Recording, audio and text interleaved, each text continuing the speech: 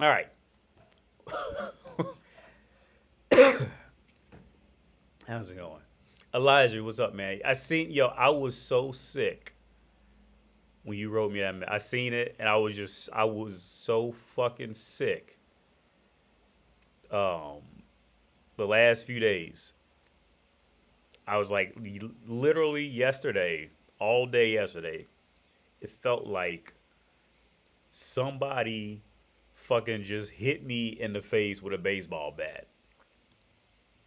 I did see the message. I was just so fucked up. I just forgot. Honestly, I seen it. I was fucked up. I'm still sick now, so I'm gonna be blowing my nose throughout this whole live stream. But I was so sick, and my dad flew here, and I was keeping track of him and potty training a baby and just so much shit going on. I'm putting his and my dad brought my gaming laptop from the US over and I just installed a game on it now, just finished. Yeah, thanks for checking on me, Elijah. Appreciate it, man. Really do. Let me hold on. I'm really surprised that what's this called? Streamlabs. I'm really surprised Streamlabs randomly worked after not touching it for so long. Because usually it just spontaneously combusts for no goddamn reason. And you just don't know what the fuck happened. So I'm really surprised it opened up on the first try. Okay, so let's do, where is it?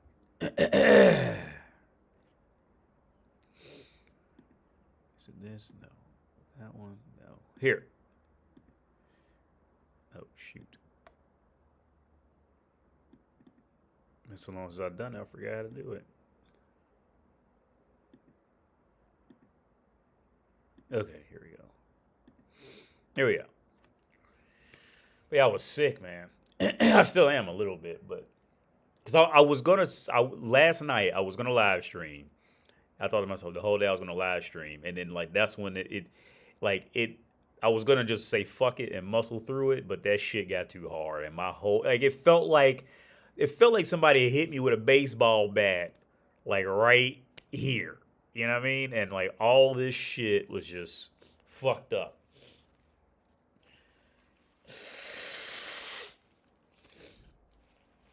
It was rough. Last night was rough. What's up, the Phoenix Gemini. What's up, man? Hey, thanks, Phoenix. Yeah, I was rough. Yeah, Nick, you know what? I completely forgot today was 4th of July. It's out of all people, my Russian friend wrote me and said happy 4th of July. I was like, how do you know this shit? This motherfucker is 100%. This motherfucker is 1015% Russian, and this motherfucker remember 4th of July. You know what I mean? Like, how the fuck did he know that? And then thought to write me like, "Hey, happy 4th of July, man." Like, I completely forgot. I called my dad, and he's back in the U.S. now, so he's like, "Yeah, it's 4th of July." I completely forgot. I don't even think about holidays. So then I looked up Russian holidays. I felt bad because he came to me. He said Happy 4th of July to me. So I looked up. They had like a Russia Day on June 12th. I said, hey, sorry I missed it, but I felt shitty because you remember 4th of July. I had to say something back to him. You know what I mean? What's up, Jen? Happy 4th of July, man. Hey, 4th of July is a big holiday in the U.S. It really is. For those of you not in America, 4th of July is a big holiday. The country doesn't shut down, but it's a big deal. You don't go anywhere without motherfuckers in North America. You don't go anywhere without people not realizing 4th of July is coming up. All right, like the homeless bum on the street with no fucking cell phone, no watch, no calendar, and he lives under a bridge. That motherfucker knows 4th of July is getting ready to happen, right? Like this is 4th of July. Yep, it's the 4th. You can't go anywhere in North America where everybody knows within the week, a major holiday is coming up.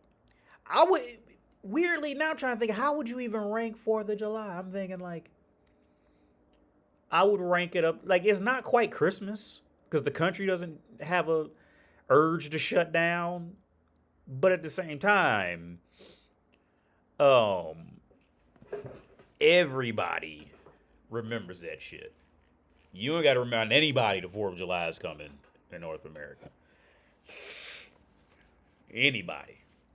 They don't even have access to knowing what time it is. They'll just know spontaneously. That's how it is in America. Almost lost it there. 3, 2, 1. 1, 2, 3. What the heck is bothering me? You know what's crazy? I was watching Dave Chappelle. He was doing this. He was doing. I think it's like called a monologue or whatever, where he was saying like Carl Winslow got called to the orgies and he didn't. And he was kind of salty about it, right?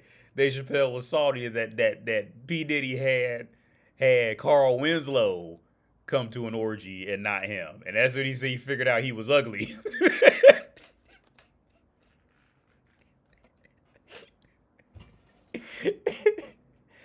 That is a low blow, right? Like, I mean, like I would be like look, here's the thing. Out of every celebrity that I can remember, I either met directly or like bumped into at the grocery store or something like that. Or I met through a friend or, some shit like this, right? Or like this one dude, like, I didn't even know, a friend of mine recognized him. I didn't even know who he was, right? That happens a fair bit in my life, right? But I tell you what, the only stars I would be completely like legitimately starstruck would be like these more smaller role, relatively speaking, smaller role. Like I would be if I met Carl Winslow, I'd be starstruck. I would be. You know what? I probably wouldn't even be starstruck if I met Jaleel White, the dude who plays Steve Urkel. I'd probably be like, oh, that's Steve Urkel. But for some reason, like Carl Winslow or Harriet Winslow, the old one. You know what I mean? The original Harriet Winslow, I'd be starstruck to meet Harriet Winslow, dude. Like I wouldn't know what to say. You know what I mean? Like out of everybody I've ever met, hung out with, drank, it's like I say, sometimes I'll see a celebrity somewhere, and like it has no connection with me at all, right?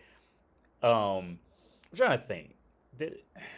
I don't think I ever really felt starstruck. I think Robert Downey Jr. He's probably another one I'd probably get starstruck by. But probably nobody else in that like Avengers clique. And that's not to say they're not good actors or anything, but just I think I'd be starstruck by meeting Robert because I really enjoyed his performances in Iron Man and as Sherlock Holmes. I didn't even know who he was before Iron Man. I just knew his name, but I didn't know what like my spouse, she knows, he was an Ally McBeal. Like they love that motherfucker over here. I didn't know anything. I knew nothing about Robert Downey Jr. until he played Iron Man. Outside of just knowing his name, like Steven Spielberg. Like I couldn't even recognize Steven Spielberg. If Steven Spielberg bumped into me, I would not know who he is, right? I know the name, but I don't know this motherfucker's face, And that's pretty much where Robert Downey Jr. was of me. Like I knew the name, but I had no idea who he actually was. What's up, Grave Rave? Yeah, I was sick, man, and we potty training the baby and just a bunch of other stuff.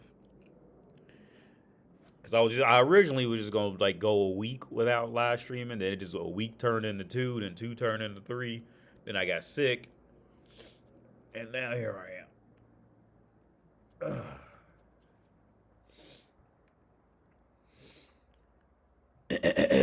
Bro, did you see Scarlett Johansson bitching about the male gaze after 20 years of getting rich and famous from it? No, let's look that up. Let's look it up. Scarlett Johansson.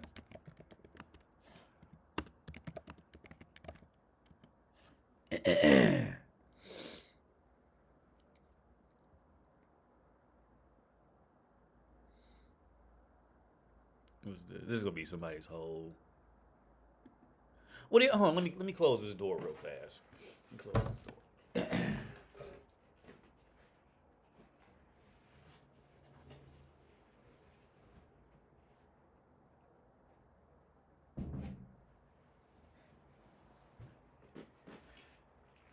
But yeah, I always find these things funny, like that male gaze thing. Like, here's the thing: I always find these things funny because I ran across a reel where Jill Scott, the singer Jill Scott, was singing like a remix of the national anthem, and but she replaced it with just like racist shit, like how America is, right?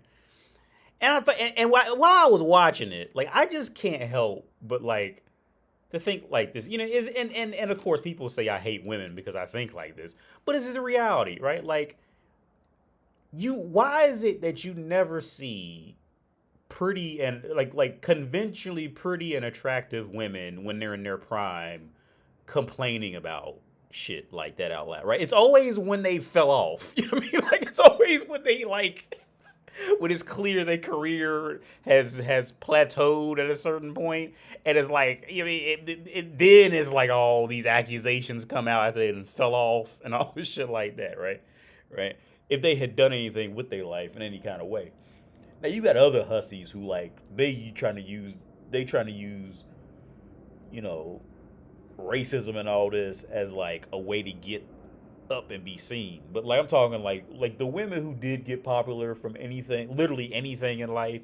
Watch, like in 15 years, Pokimane will come out saying how she was sexually abused and she's tired of it, and oh, I can't believe they did that to me and they took advantage of me. Like it'll be fit. You know what I mean? Once it's clear, when that particular woman has it clear in her head that she will never ever be as physically attractive as she was, that got her into the business, whatever business she was in, that's when all these accusations, or some women just were never that physically attractive.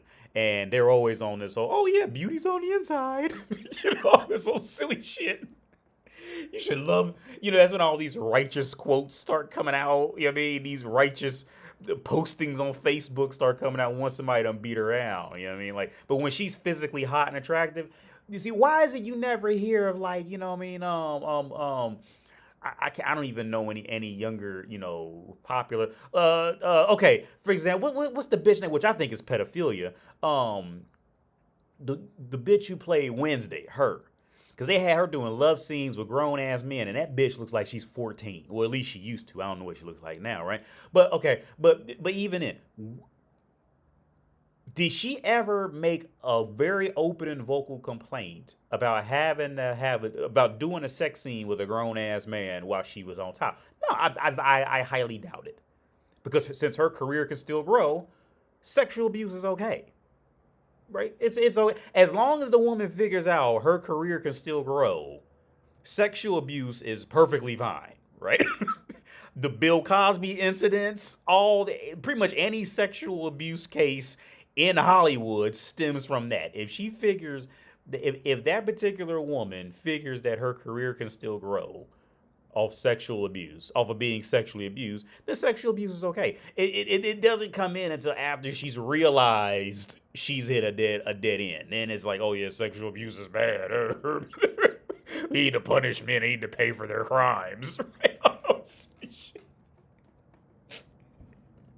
Men need to pay for their crimes for sexual abuse.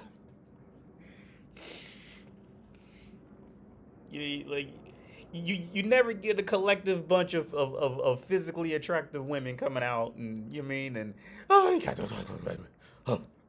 never happens. Never happens. Again, unless they can still be physically attractive. Okay, let me correct myself. They can still be physically attractive, but when that particular woman has fallen from the grace that she once was, like for example, Lana Rhoades. I was thinking about Lana Rhoades a few days ago too. I can't remember why, because I've been sick as fuck.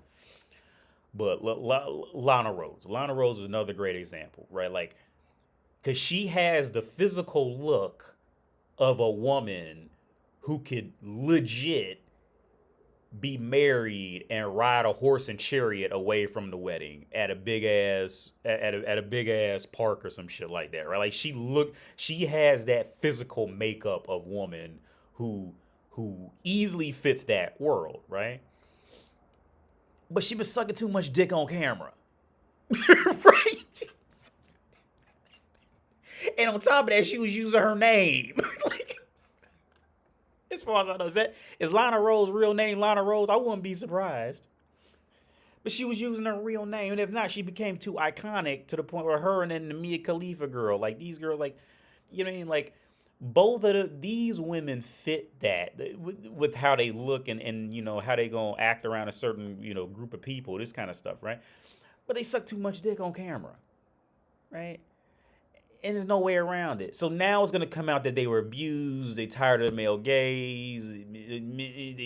This happened to them. Because even though Lana Rhoades is still an attractive, she's an attractive girl. Mia Khalifa, is that her name? Mia Khalifa. She's still an attractive girl, but in her world of women, she's getting kicked out slowly every day, more and more. So now it's gonna watch. If Mia Khalifa has to complain, it's coming. It's coming. Oh yeah, the men did this. They were so evil. Sydney Sweeney ain't complaining about me. Oh wait, yeah, somebody did. Let me read that about Sydney Sweeney because maybe I'm off. Maybe there's an exception. P Diddy about to be free, so I have no idea what happened with P Diddy at all. To be honest with you, I haven't paid too much attention to it, so I can't say anything about P Diddy at all. I say this. Him along with like them Harvey Weinstein type of dudes, like, yo, anybody who went up in there knew what they was getting themselves into. All right. I say if like with Harvey Weinstein, there was nothing about Harvey Weinstein that told me that he was a threat, right?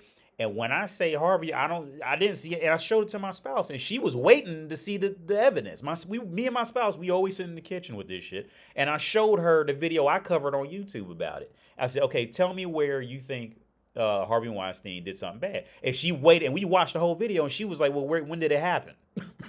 She didn't even know, right? Now, with Harvey Weinstein and this P. Diddy, okay, look. If P. Diddy, now I don't know anything about the P. Diddy case, but from what I'm able to gather, he wasn't doing what I think is you know, bad. Okay. He wasn't going off and abducting women on streets or men, as they say he was fucking dudes, whatever.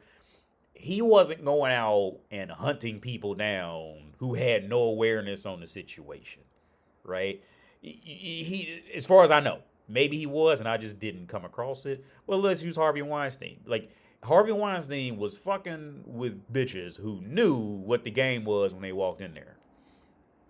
Now, there was never a period in the Harvey Weinstein situation where it was made clear that a woman tried to get away and he was like, no, bitch, you can't leave. You're mine now. There was never a case like that I've heard of. Now, maybe there was, and I just didn't get it. It didn't come my way, but I never heard of a case like that, right? And again, maybe there was a situation where having P. Diddy, and maybe I just never heard of it. But because 50 was talking about it, like the way he was talking to 50. And he was like, 50 Cent was like, yo, man, you don't talk to a man like that. Like, you want to take me shopping. Like, he already knew what it was. And 50 Cent went his own way. And that's that. Now, if Puff Daddy had kept coming after 50 Cent after that, right? And now that could have been a problem, right? Or like with the Tyler Perry shit, because I was watching the Boondocks when they was making fun of Tyler Perry, because that shit is extremely suspect, and I never use the word suspect. To see a grown ass man who, I don't care how much money they're paying you, to see a grown ass man who habitually wants to dress up like a woman, like a woman with an attitude, like that the dude's gay, right? And he's recruiting gay men in there. Like, that's not rocket science to figure out. But with Tyler Perry, these motherfuckers, like, I already know if Tyler Perry comes to me with a job, there is a possibility of this motherfucker either wants to clap my cheeks or wants me to clap his cheeks. There is no, when I think, if I were to think, Tyler Perry said, hey, AD, I really like your channel, man. You want to like come over and hang out for a bit and talk? Look, I already know there is a possibility this motherfucker's going to fuck around and say some gay shit within the first hour of me being there, right? I'm expecting it. Now, there's a chance he may not be a gay dude. I don't know. As I say, I'm pretty certain he's a gay dude. But regardless, like I already know, right? So I know not to go to Tyler Perry's house because unless there was some other, some other situation going on around it to where I'd be like, okay, well maybe I should just go hang out for a minute. But even then, like I'm thinking, like, man, if this motherfucker says some gay shit, either I'm gonna bop him in his mouth or I'm gonna run away. One or two, right? That's what it is, right? So with P. Diddy and them, like, I mean, like these motherfuckers knew. Anybody who was running around these people, Bill Cosby, all these motherfuckers, anybody who was coming around there knew what the deal was. All right, so trying to run around and play innocent and all that shit like that is beyond me. And that's all I got to say about that. Michelle Obama is letting Barack have it, throwing him under the bus. Personally, I just got back from South America, so I'm still baffled at the stuff going on here in the States. Michelle Obama, she's throwing him under the bus. I mean, that's to be expected, to be honest.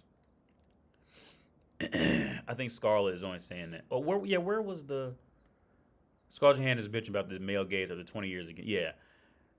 And MG Verde said, I think Scarlett is only saying that because she's getting roasted for her role in Jurassic Park. In the Jurassic Park reboot, the way she looks now, I see why she made that comment. Yeah, I'm sure she's falling off. Well, she's on Saturday Night Live, and I can see it in her face. You know what's crazy? I was watching a skit. It's crazy that we're talking about Scarlett Johansson, because I was watching a skit with her on an airplane. Because, because she's dating that Folan Calls. But he's a funny dude. He usually does the news skits with Che, the black dude. And I've always liked that skit on Saturday Night Live. It's an old skit where they do the weekly news report or some shit like that. And anyway, I seen Scarlett Johansson, she's a regular on the show because she's fucking him, right? So and she's a big name, so she's a regular on the show now, as far as I know. I haven't. But anyway, it hurt me because I think she's like a year younger than me or a year older than me. We're very close in age, and she was doing a skit, and the camera hit her like right in the face, right? It was like a full frontal shot, and you could see like the skin is starting to deflate, the wrinkles are coming in the eyes, and it hurt me. I'm like, wow, because it even though she still looks good, don't get me wrong, but it's just that it's I'm 39 now, right? Seeing that cycle of woman who was once like completely, physically beautifully healthy. Maybe not like the most beautiful woman, but she's physically beautiful in the terms of being early 20s and healthy, right?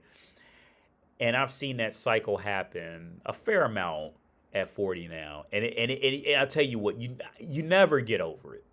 At least by where I'm at in life. You never, even when you start, now it's to the point you expect it. And I was like, it just hurts to see him fall. I remember just seeing Emily like, Jesus Christ. Like, another one.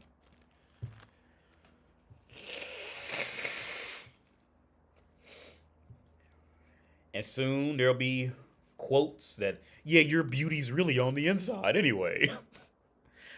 You like grape juice? Don't worry about grape juice. You beautiful on the inside. Like some shit that don't even make no damn sense. Right? Because they start saying shit that makes, because they never had much sense from the beginning, right? What got them by was being physically young woman, right? So there was no time spent on making sense. So they have the most craziest fucking sayings. Like, you know what? Does apples match with strawberries? Who cares? You're still beautiful on the inside. Like, what? That shit doesn't even make no damn sense. Why would you say that? It makes no sense. Are you that desperate to hope to hope I still think you're beautiful?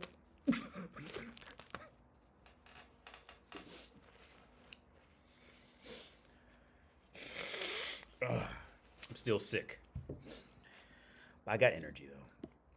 Sydney Sweeney ain't complaining about the male gaze. She's literally selling her bath water mixed in bar soap. That's fucking gross. And I'm not surprised. Yeah. And see, it's real funny how, see, in this time period, Sydney Sweeney is not going, as long as she can still make money off of it, oh, she will be a complete object. She will shut the fuck up. She's going to go over there, shut the fuck up, and keep being an object. Because she figures that, yeah, I'm getting popularity. I can still grow. If I'm popular, that means popular men are seeing me. Yeah, I got my options open. Yeah, I ain't working at fucking Steak and Shake no more. I mean, she's on that shit, right? She'll shut the fuck up and be an object.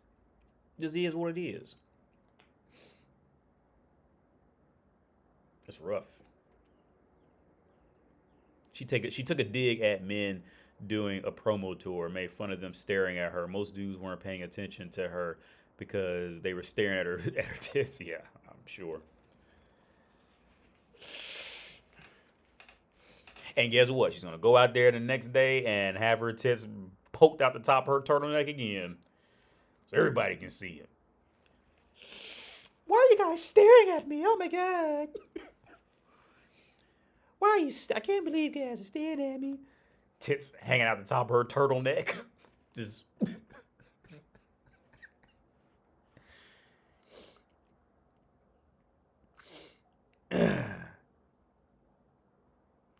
50 salty because Diddy was smashing his baby's mother.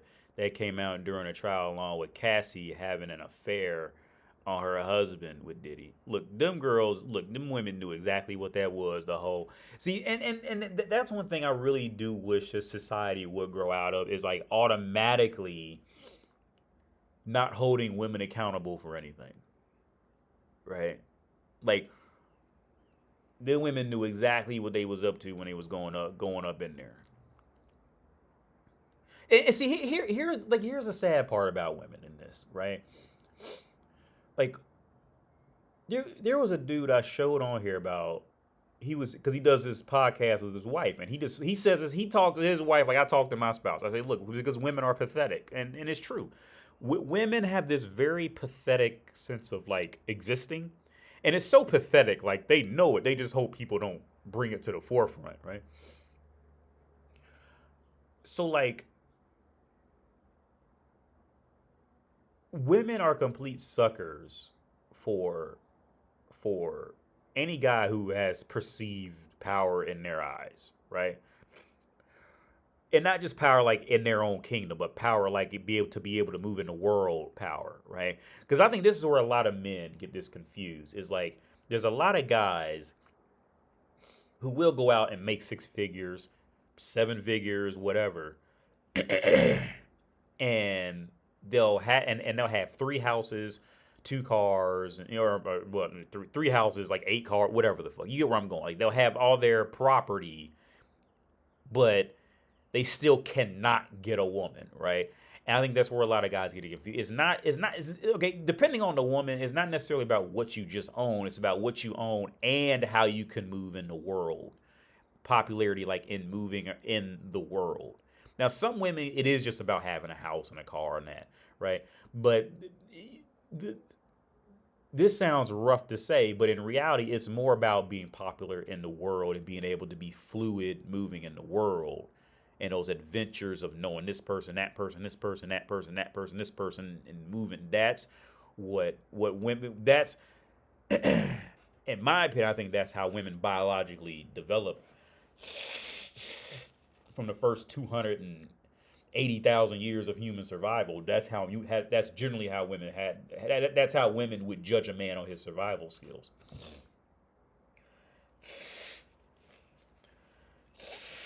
Because up until the last 10 to 15,000 years, we were all just vagabonds. We were all just traveling to get food here, food there, move here, move there, until the last 10 to 15,000 years, when that agricultural revolution took off, the first one. So over the other 280,000 years, 280,080. I don't know. I can't even think. But for the first third of human existence, that's what we were. More than the first third of human existence. So that's why it's so hard for women cannot break these habits they have. They literally are like dogs to dog food. They can't break that habit. They're like dogs to old sneakers, or you know what I mean? They women in the world have by far a more animalistic mindset than men, because they had to. There was no other choice for their survival, because the first 200,000 years of our existence, if men did not want women to survive, women just would not make it. The only reason why women survive is because men kept allowing it. Right? Right? It's fucked up to say, but nobody can say. You cannot find one anthropologist, a sociologist, nor a historian that will tell you that anything I said was biased or anything. That is just a strictly biological fact.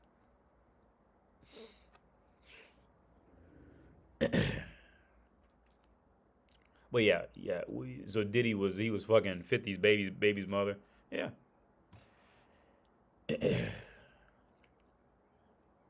I'm sure it hurts, but that's what it is.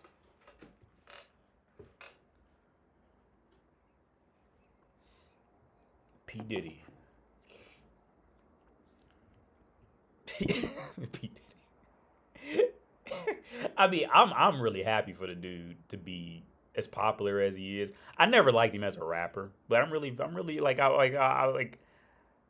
I just always thought he was a cool dude, in that sense of of succeeding, however he had to do it. I never cared for his rap music though. He's a terrible rapper, in my opinion. Good morning from Atlanta. Word up, T Orlando. Scarlett made her money looks now. She's old. She don't want men looking at her. What's up, Javi? What's that crown? Is that me? Oh, it says top fan? I didn't know you could do that. Oh shit, I clicked it. You get XP? How do you get XP? What the fuck? I didn't even know you could. I didn't know you could. I don't know what that is. So just in case, I didn't set up anything. I see a crown and it has XP when I click on it, and it says top fans. I have no idea what that is. Other than, of course, the given. But yeah, man, I'm still sick now, but good. I hope you're doing all right, Javi. I think Scarlett, she's 41. Okay, I think she's 41. I think she's still in great shape, but she's not getting the attention like she did when she was younger. But she's trying to front it. She's trying to front like she's above it, like you said. Yeah, she's hitting that rough spot, man. As people age, it's rare you find, as you start hitting 40 and up, I say 35 and up, it's rare you find people who can maintain a general overall well averaged out body proportions, right? After about 35 and 40, either people tend to get rail skinny or just completely gain 200 pounds. It's a rare thing to be just in the in the normally healthy physique kind of thing as you get older. And even with her being Scarlett Johansson, like I could see it in her face, like she's starting to deflate, like it's deflating. Like as you can see in this picture, that's you can see you can see in this picture that's on here. That was back when she was younger. She looks like voluptuous and all that and that, like, and I can see it when she's on SNL. Like she's deflating, and like I'm not trying to make fun of her. It's just the reality of life. You know, most, especially most women, usually can't keep that density up. You just can't do it. I'm 46, run 3 miles a day, and go CrossFit, and I'm still struggling to stay under 250 at 6'5". I was just on the phone with a friend of mine, man. This dude is like 6'1", but he gained a shitload of weight. Like he's always been a big dude, right? I met him in college years ago, working on my bachelor's degree. And he's white. He's a big white dude. He's like 6'1", 6'2", something like that. And he's always been a bigger dude, but like a Kingpin from Spider-Man big. Like, you know, he had some agility to him. You know what I mean? Like he could fuck around and beat you at basketball, kind of big, kind of agility, right? But he was like Kingpin. He was always big.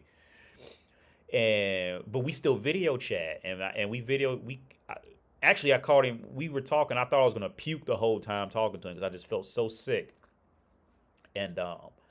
And he was telling me, yeah, he gained a bunch of water weight because something like he had testosterone replacement or something like that. And he said he just gained a bunch of water weight, and he just had like horrible headaches from it and shit like that. And he just gained, because I remember the last time we video chatted before this last time, I see he had walked away from the camera. He gained a lot of weight. Like that was wild shit, dude. Like to the point where like I didn't think he could even start. I thought his days of walking were gonna be numbered. He had gained so much weight. I mean, everybody's got some kind of problem, man. Like with diet, my thing is this. Let me think. Should I go in there real fast? I'll tell you what. I'll take you to what's in my refrigerator right now. It's actually going on empty right now, and my place is a fucking mess. But fuck it. I'll show you what's in my refrigerator right now. In my old Czech. First off, let's show you Prague. Can you see it, or is it too bright? I think it's too bright because it looks real bright at the top, so you can't even see the city. Maybe if I move it. Yeah, there it is. So let's go look at my fridge. Actually, here's a pineapple I was eating. So last night when I was super sick, I made custard. And I cut open one apple, and I left this other apple here because I was just so sick. And here's a pineapple I was eating earlier. Here's my dishes I was cleaning. I always put them right here on the table. And let's look at my old Czech refrigerator. Let's see what's in here. A bunch of nothing. We got grapes. Water, cucumber. Got sweet potatoes. Here's some salami. This is for my son because this is one of the few things you can get him to eat half the time because he's going through that picky phase and not eat anything. There's some apples. Can you see that? There's apples, bread. I usually make my own bread, but this bread is really good to make sandwiches with, so I just said, fuck it, and bought that. Some bananas. Peppers. Can you see that? Peppers. Or is it too bright? It's this spread, this cheese spread. I don't know if it's a Czech thing or if it's a European thing, but we don't do this in the U.S. like this. Some cheddar. Oh, can you see that? Some cheddar. Some chickpeas. Not even opened yet. I haven't opened them yet. I had some eggs. I just ran eggs last night. Here's some lactose-free milk. It's called Nature's Promise. Freeform. This is lactose-free milk. Some chicken I baked last night because I was sick as fuck. I just cut up. I bought a bunch of chicken wings. They're like $3 at the store here for like maybe like I don't know, like the full wing for about I think it was like 15 wings in there for about $3 from the store. I just cut up a bunch of that. Oh, so most of my foods are usually down here because I usually just eat fruits and vegetables, man. So let me see if you guys see this. So just onions, celery. Uh-oh. Don't drop it. That's celery. you guys even see that? I don't know.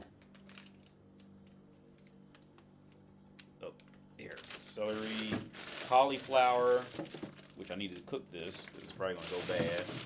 I'm running out of carrots. These are carrots. Lemons. Ginger. I need to make this ginger tea out of this. This is my ginger. I got a bunch more now. I really need to make some tea. Actually, I'm going to leave this out because I'm going to make some tea out of this tonight. When I finish live streaming. Horseradish. I think this is horseradish. And some more celery. And then up here, we have just dried fruit. This is dried papaya, dried cranberries, and dried bananas. My dad bought these for me, but they gave me real bad gas. So like fiber. Anytime I get like a type of cracker or cookie that has like a lot of fiber, I get a real bad gas where I'm like, I just feel terrible. So I can't eat them. And he left me this. He bought, every time somebody comes to visit me, and they always buy a bunch of protein powder and end up leaving it for me because they can't take it with them on the plane. So he bought some protein powder and left it here. So I'll slowly chip away at that. Oh, if you're watching, I still got the last little bit of this, man. So there's somebody who visits me, and he brought this from Amsterdam, and I'm almost out of it. Because, again, you can't take it on the plane when you leave. So, yeah, that's my kitchen. If you can even make out anything from that spectacular demonstration or tour. How's your master's program? Oh, I got A's. I got both A's. Actually, I just registered for another full term. Thanks for asking, Mo. So actually, let me. No, fucking, I can't do it here. I will show you because I just sent the picture of the grades to my VA counselor. I got actually, no, here it is. I can pull up.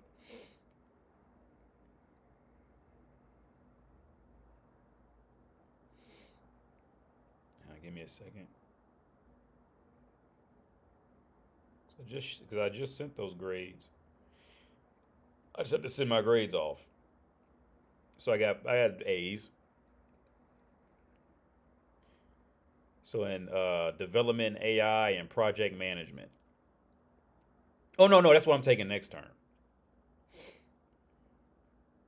Because the grade's not there, it says registered.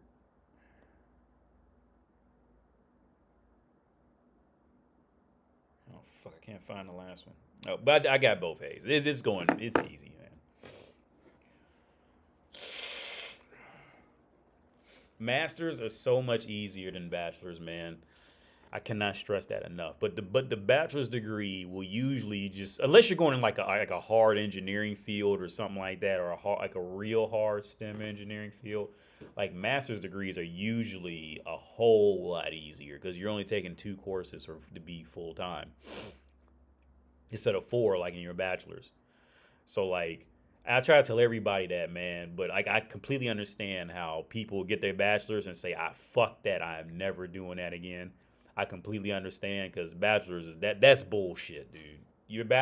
Getting a bachelor's is complete bullshit.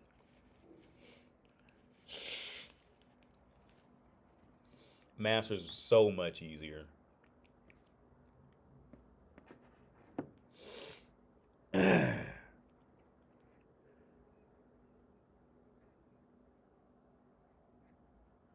But yeah, when it comes to diet, man, it's not the actual XP coin. It's just the way to measure how many comments made by a viewer. Oh, okay, Jen. Okay.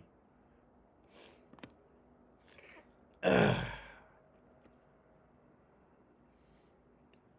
yeah, man, when it comes to diet, man, like just find whatever works for you. Honestly, that's all I could. I mean, because we talk about diets, like just whatever works for you. What works for me is, since I'm a homebody anyway, I don't like to go out a lot unless I'm with my son. Then I take him around Prague on the trains and stuff like that. But when it's just me, I don't go anywhere, man. My dad can tell you because he was just here and watched it. I don't really go a lot of places when it's just me.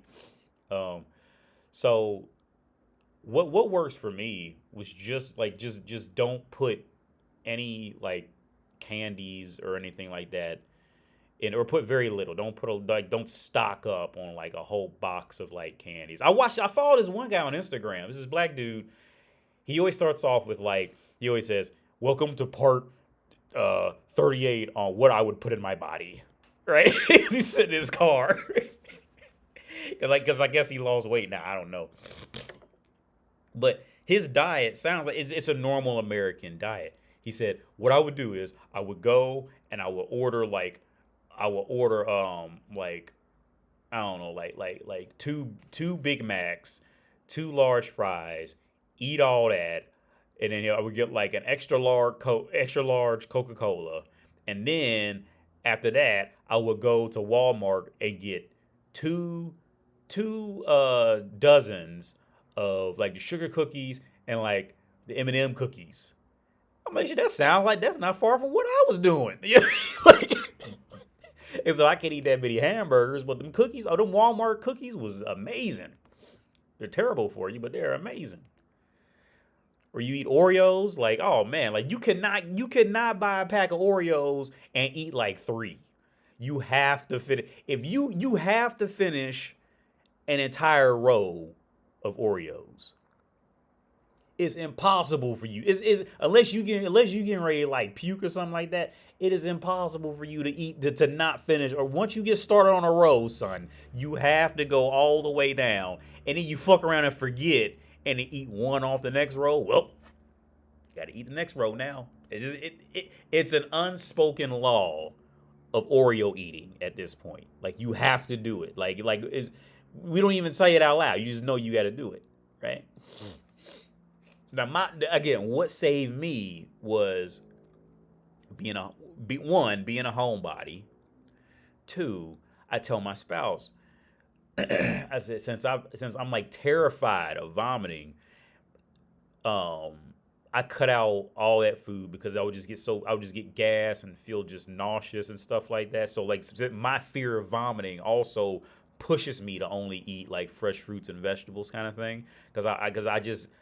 She'll come home with these drinks. Like my spouse, she'll come home with these drinks or these chips and, or these not so great things from the deli or like just ramen noodle type. They call them Chinese noodles, but in America we call them ramen noodles. She'll come home with all this stuff. And I tell like every time, like, dude, I love how this stuff tastes. I love Kentucky Fried Chicken. I love McDonald's. I love all that food that's bad for you. But my fear of even feeling like I might vomit completely overtakes any love I have for fast food and, ramen noodles, this kind of stuff. So that's why she has never seen me eat McDonald's. She's never seen me eat Burger King. She's never seen, I think the last time she seen me eat Kentucky Fried Chicken, our son was about a year old. I remember the time because I would never ever pay what she paid for that KFC. I remember where we were. I remember exactly where we were. The last time she seen me eat Kentucky Fried Chicken was literally 2 years ago. It is delicious. It's absolutely delicious. But I'm too afraid of feeling like even if I have to burp, like I hate feeling anything that can come up. Like I have a severe fear of it. Like my entire day is ruined if I feel like I'm gonna be nauseous, right? So that's what does it for me. Yeah. So just keep I keep very little. I used to eat a lot of candy, but even that started to get too bad, so I just cut that out.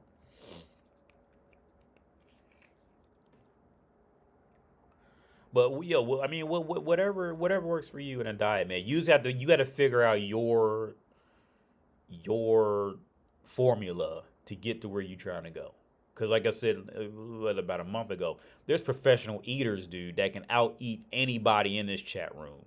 Probably a good 10 or 20 of y'all put together, right? But they figured out their formula to where, because most professional eaters you're gonna see are not morbidly obese people. They're actually guys that look more like me, right? Like, so they put a schedule on it. They figured it out. They had that formula that works for them, right? Like my advice, if it was even asked for or not, I say just find whatever works for you, man. Find your formula in life that's gonna work for you. Foreign KFC or American KFC, both standards are different. Oh yeah, precursor yank. Yeah, so American KFC, yes, definitely something different. Um, well, I love both. Both KFCs are great for completely different reasons. So Czech KFCs are great because they mostly sell crispy, and they really do a good job with their crispy fried chicken here. Now in America, we mostly do, well, how I remember it, we mostly do the original recipe, which is not crispy. It's just more like a skin kind of thing. And I remember the first time I went to KFC after being over here, and I was back in Ohio. Like it just looked like gross. Like it looked like it was soggy. It looked pale, but it tastes delicious. Right? It was still amazing. But I love both. I'm trying to think if there's a fast food that I don't like, because I don't even eat fast food anymore. I love all of it, man. Honestly, I do. I love all of it. You like Mexican tacos? Yeah, of course. I'm trying to think of the only food that I don't. Is there something I don't like? I just completely don't like. I know I don't like peas. Like the vegetable peas are just gross. The restaurant down the street is the only restaurant that could ever make soup made out of peas where I genuinely enjoyed it. Because my spouse, she tried to make it and I threw it away. She made a whole pot of it and I threw it. I just couldn't eat it. But I can't think if there's like a general food that I don't like a style of food that I just can't eat. Because people always make fun of white people food. And to be honest with you, like, I don't have a problem with white people food. I think it's funny that people make fun of it. I don't know if that's right or not, but I think it's funny that people make fun of it. But I have a problem with, like, because I was watching Undercover Brother, and that movie, in Undercover Brother, they put, they secretly put mayonnaise in the sandwich. And he goes, "You trying to kill me?" He put mayonnaise. He snuck mayonnaise on his sandwich without him knowing it. And he ate the mayonnaise, and they all was like, "Yeah, mayonnaise." I love mayonnaise. I think mayonnaise is great. I'm not a picky eater like that.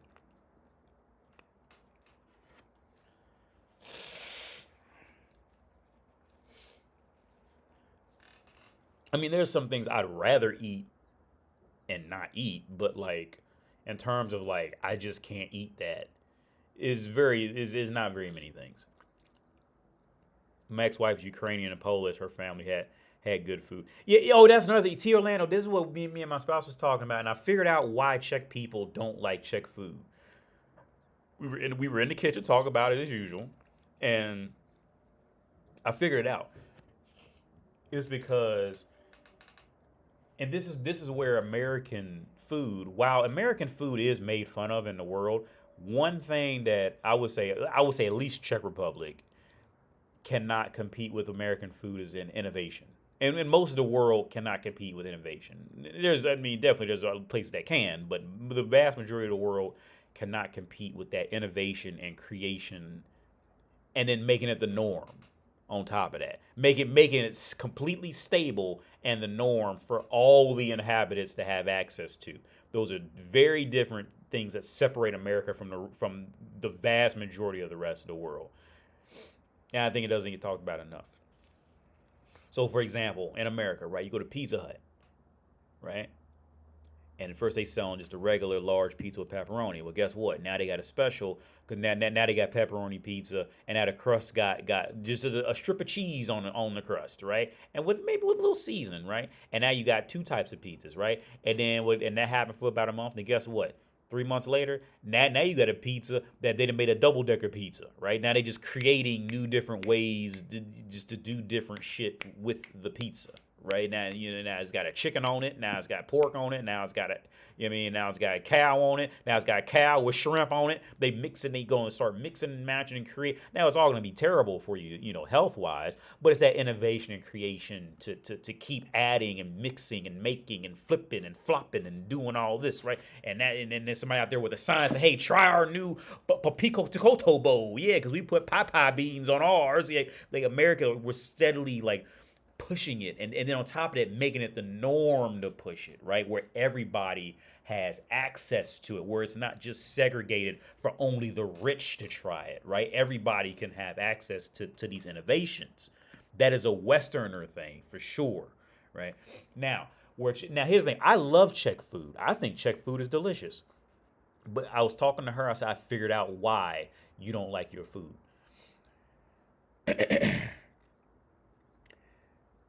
In Czech Republic, if you go to any Czech restaurant, you've essentially had the entire Czech menu from east, west, north, south Czech Republic, for the most part. There'll be slight variations. For example, Moravia is known for wine, right? That whole area of Moravia, they're known for their wine. Or Pilsen, that's where the Pilsner comes from. But like outside that, you're not going to see a lot of, you're not going to see anywhere near the type of alterations to the food and developing it and making it new ways and flipping and flopping and this. So when they've eaten, duck, if you ate duck 20 years ago, you leave Czech Republic, you come back to Czech Republic 20 years later, it's going to be the same exact duck. They're not going to change it. It's going to be the same shit. Now, here's the thing. It'll be cooked. It'll be moist. It'll be tender. It'll be delicious. But it doesn't change. And I started thinking about it. I said, that's why this other topic made sense. Any friend that I've had that was Czech, who's my age or older, and they remember communism, they can always tell me the same story. Because I always ask them if it's true. So when they were in communism, right, they couldn't have any outside influence for anything. And one guy, he even told me that's why Czechs are so bad with peppers, is because you can't grow peppers very, very well here. So they don't have anywhere near that experience with making spicy food or peppers, right? So, I mean, you can use a greenhouse, but back then they just didn't have internet. They didn't know any of this shit. So their primary specialty was root vegetables. They're gonna have carrots, potatoes, this kind of thing, right? That's gonna be what they know how to cook. But the thing was this, he said, and I've had this validated by many people. When they first got McDonald's in Czech Republic, McDonald's was so expensive that it cost more than like the most expensive steak dinner at a regular Czech restaurant and it was a legit well-made steak, right? At least for Czech Republic. It's not going to be Argentina level, but it's going to be it's going to be all right. But it was proper steak, real food, right? People were so tired of the stagnation of development that they would rather, the people would rather go off and spend more money for a Happy Meal at McDonald's or just a meal at McDonald's that's clearly processed junk over the actual real food that was made by their own people. They were spending more for some bullshit preservative Big Mac sandwich than an actual steak dinner. That's how tired they were of eating the same shit, and they still do it. Like if you go, like I said, if you go to one Czech restaurant, a legit Czech restaurant, right? I'm talking like, I can already tell you what they're gonna have. They're gonna have dumplings. They're gonna have smajak, which is their way of saying fried cheese, which is just cheese sticks, but it's just a solid block of cheese that's fried, which is good, I think. I think their food is good. They have a lot of them, maybe not the restaurants, but they have what's called a klebičky. It's going to be a piece of bread with like a ham on it and like a cut off piece of egg and like a pepper on it. I'll show you real fast. Because I eat these a lot, actually. I eat these a lot. These. I love them. Oh, wait, you can't see it. These things. Like, it's not a sandwich. It's just like because the bread is soft. It's great. but they've been eating the same shit for fucking 100 years. They're tired of it, but they don't innovate. They're not going to develop and grow and take a chance on doing anything. So they're going to be stuck with it. But I love Klebitsky. I think they're delicious.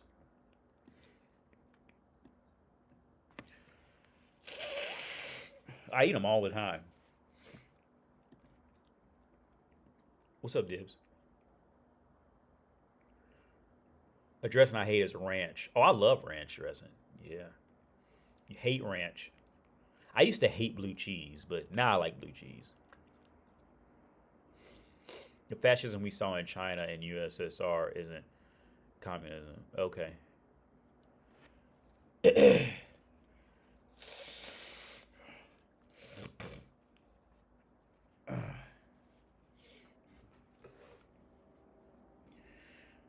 Yeah. But yeah, that's a rough thing. That was a rough realization. Is that like I said, is not only the ability to create something new, but then also push it until it's the norm. Because they do have some, even if it's check or even if it's not check, they do have, like, if you go to like certain malls, they'll have some different stuff in it, but they don't have that. They don't have like I don't know if it's the culture from a marketing perspective or the culture on an acceptance perspective, but they don't have it in them to push something until it's the norm. Like, for example, let's take like was it Henry Ford, when when Henry Ford said if he would have asked what people wanted, they would have said faster horses. Right? Now that theory is completely okay. That world of marketing and theory is completely true in a place like here. Like, if you let them tell you what they want, they're just going to say they want faster horses. They're never going to develop into any technology. It's going to be what they know. That kind of thing, right? Unless, there'll be a handful that'll get out and see the world. But for the most part, it's going to go back. I think it's Henry Ford that said that. Let me look up just to make sure.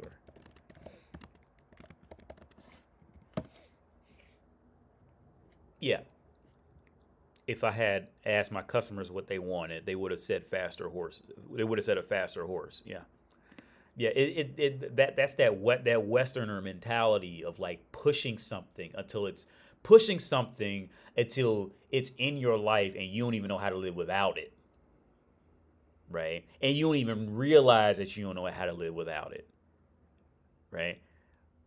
This is why I tell the woman I teach at the bank. I told her because she was going on about how she hates Russia, like she just hates Russia. She hates it. Which is a good friend of mine is Russia, actually, but she hates Russia. And I'm always honest with these things.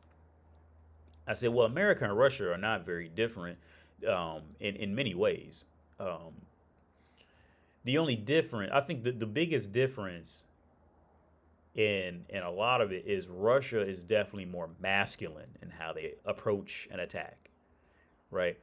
Russia is far more like, yeah, this is mine now, bruh. And coming with a fucking hammer. Bop! This is mine now. What you gonna do? Right? Whereas like America is a professional date rapist. Like, you won't even know you've been raped until you've been raped and be like, oh wait, what happened? I'm pregnant? Well, I don't even know what. All I know is I love you, and I don't even remember having sex. What happened? Like, America is a professional date rapist. The UK, I'm just speaking off of like what I remember reading about history. The UK is historically was similar to Russia. Well, probably worse than Russia for real. But it's that same thing. Like, we come there, bonk, take your shit, and this is it now. Your life is ours. But even the UK would really struggle in that sense of like innovation and development outside of that time period. Like, where America did great was America pretty much like read what happened, learned from those mistakes, and then developed and made sure, okay, we're going to put all our money into education and innovation and catapulted to the point where like now the UK is just now catching up to the education rates that America's ever had. That's not to say that America's education is better, but and this goes back to what I was saying earlier. America was great at wealth at distribution of it, which every American is gonna, every American who's in America, of course, is not gonna see it that way because they're gonna see, them struggling with their phone bill and shit like that. But when you talk about on a worldwide level, that sense of distribution is what annihilates 95% of the rest of the world. Completely annihilates them. They can't figure it out. Period. That's it. The UK. Let's look up education rates versus UK. Because they just started to catch up to America in the last, I think, 10 to 15 years. I think I had to Google this just right to find exactly what I'm looking for. US to UK education. Maybe this will work.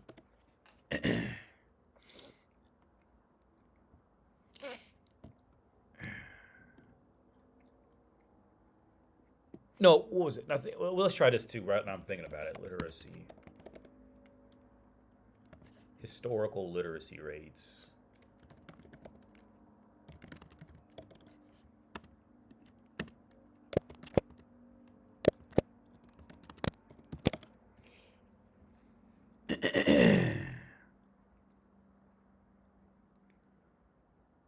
What AI is saying this, but this is AI saying pretty much what I just said. The UK's literacy rates, particularly for men, rose steadily from around 10% in the late 1400s to over 60% by the mid 1700s. In the U.S., literacy rates were already relatively high by the 19th century, with estimates suggesting 80% literacy rate by 1875. But the UK is the UK just, let me see if I can find exactly what I'm looking for.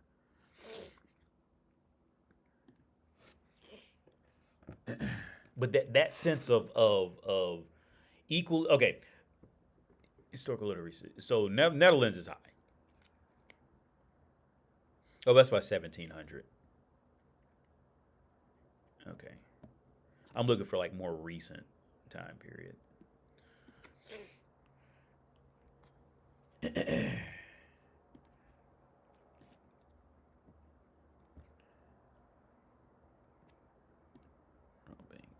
Literacy rate.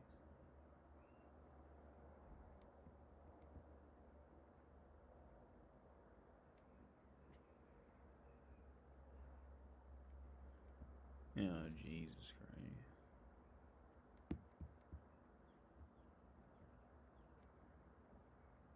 Yeah, this is way out.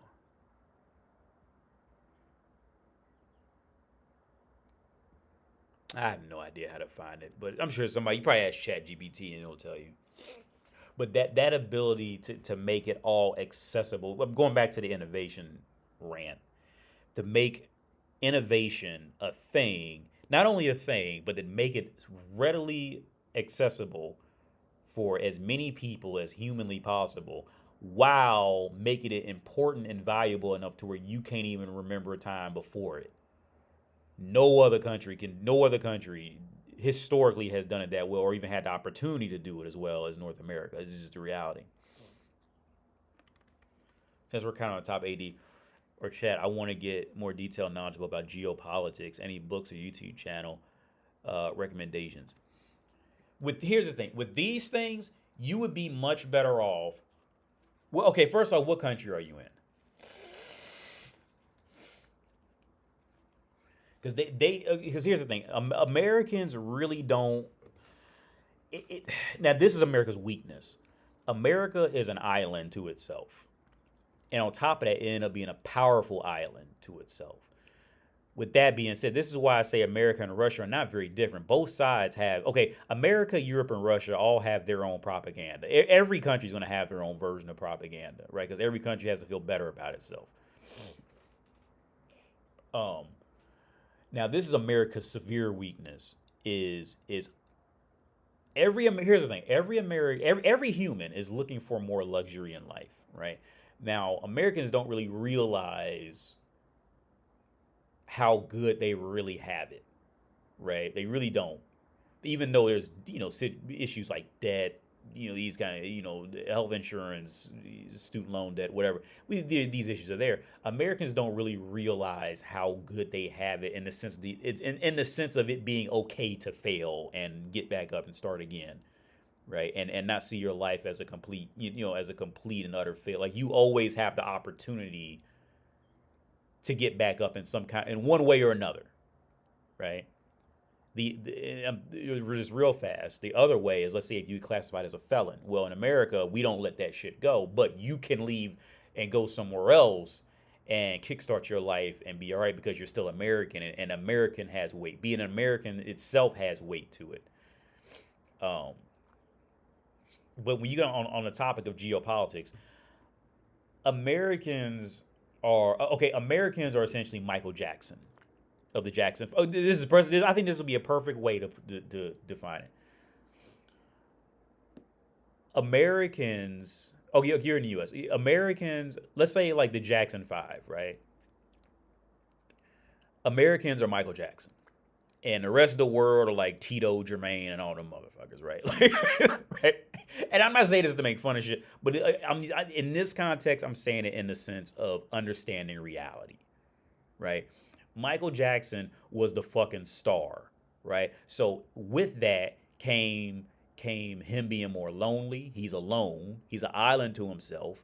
Everybody wants little Michael and all that stuff. Then Michael, he grew up to do Billie Jean and Smooth Criminal and all that. He became too popular, so he ended up staying alone. But in being alone, he became even more awkward, to the point where Michael Jackson has literally no understanding of what the regular world is even close to being. Right? Whereas his brothers had a far better understanding of the rest of the world, right? I think this is fairly easy to see. So when you're gonna get on a topic of something like geopolitics, I would say stay away from Americans. Stay away from Americans who studied that in America. And I would say stay away from Americans who studied outside of America, honestly. I think if you want to study something that has any type of international relations or geopolitics, anything in this world, don't fuck with Americans on that, because they're living in a bubble. Because here's the thing, Russia always gets blasted for their propaganda, but America never gets blasted for its propaganda, right? And get this, Europe has its own propaganda too. I'll touch on Europe's propaganda because I found this out. I always thought it was really awkward that literally I have not met a European to date that had any awareness on what really happened in World War, or what happened at all during World War II. I'm talking like in sense of keeping countries moving, keeping them operating, who gave who money, who took money, who tried to make deals. Like to date, I have not met one European who can hold any conversation past Hitler was mean, right? Like, okay, what happened after that? Did you know that Europe literally could not survive on its own? Did you know America literally had to give Europe money to literally rebuild, and Germany and the UK stole most of it from you, and you didn't even know that, right? And they're like, to date, I've never met a European in my personal life who even. So I figured out I think I broke down and asked one guy. I said, when you're in high school, when they teach you history, do they teach you history over the last 100 to 150 years? Or do they teach you European history from like the 16th and 1700s? And so, yeah, he told me when they teach them history in school here, they teach them like history from like hundreds of years ago that has nothing to do. So they're all like completely lost on like modern times. And I'm pretty sure it's from shame of the reality of the aftermath of World War II. I'm pretty certain that that's what it has to be. Now, again, maybe it's just my bad luck of coming across just, people who just maybe they didn't pay attention. I'll admit that. Maybe it's me. But to date, I still have not come. Now, my Russian friend, he knows these things.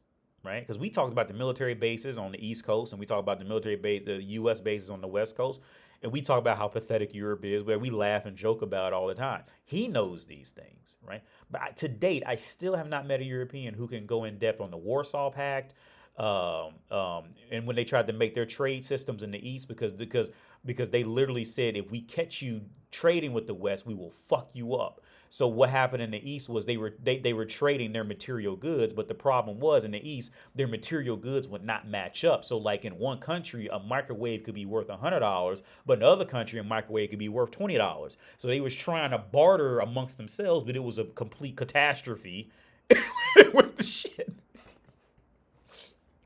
Right, but they seem to have like they like just no awareness. Like if you talk to them, it's like they have absolutely zero awareness about these things. Yeah, Marshall Plan, that's what it was. Yeah. AD, what's a talent you wish you were born with? To sing like, okay, depends on what time of day you mean. One, I would say I wish I was born with a talent to just speak like 20 different languages. But off the top of my head, I always wanted to be able to sing like James Brown mixed with Michael Jackson, mixed with Cisco. There's a certain tone in singing, a certain way, not even a tone, there's a certain way that how, you know how some guys can like, and this is where I always thought Cisco was better than Usher for real. Because, and this is why I say, like, Usher was never really a singer. He was like a hummer. You know what I mean? Like, Cisco was a singer. And what I call a singer is these guys who can literally yell and be in tone. Right? That, yeah! And they can just be in tone, like, the whole way, dude. Like, I've always been jealous of guys who can do that. Because I always wanted to be able to do that. Usher was a humming. He was a hummer. He was anything, everything you want to, and every now and then he get loud, but it was never that full on yell like the Michael Jackson.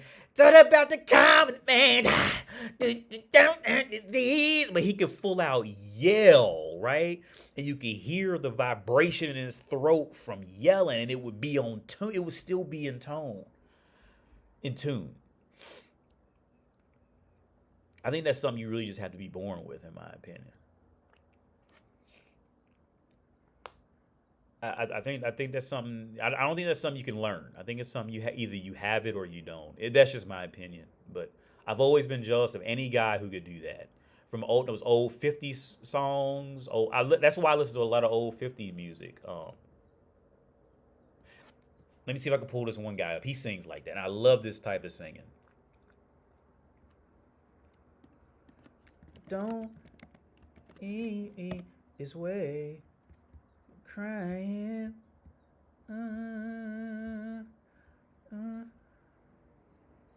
I think this guy's. I remember that. That's not what I'm looking for though. This guy. So I'm probably gonna copyright it for this, but this is for science. I think it's amazing.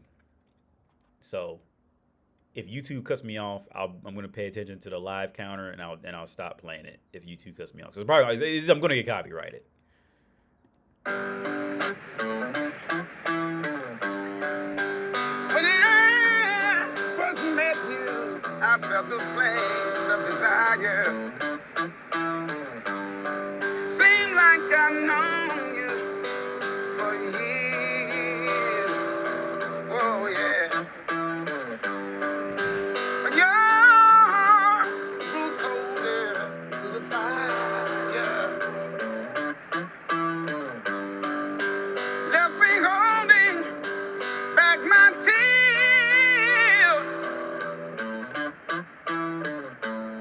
I don't expect you to understand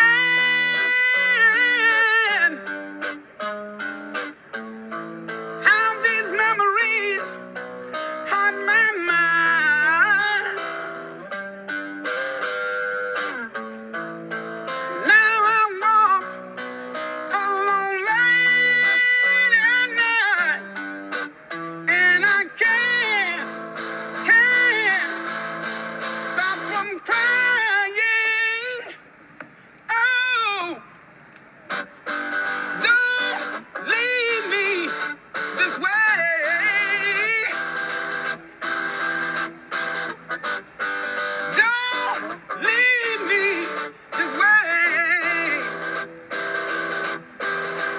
That's not exactly what I'm talking about, but that's in the world. And this guy was good too. I wonder what happened to these guys.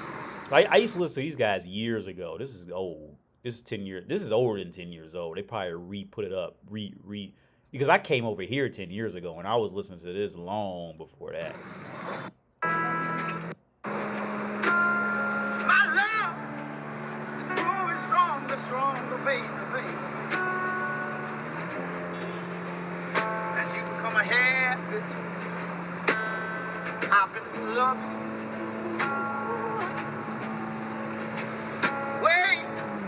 Way too long, go ahead. But I can't stop now, no.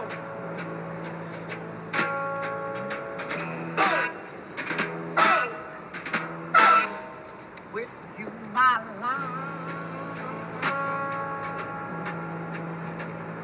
has been so wonderful, Lord, it has that I can't stop now, no.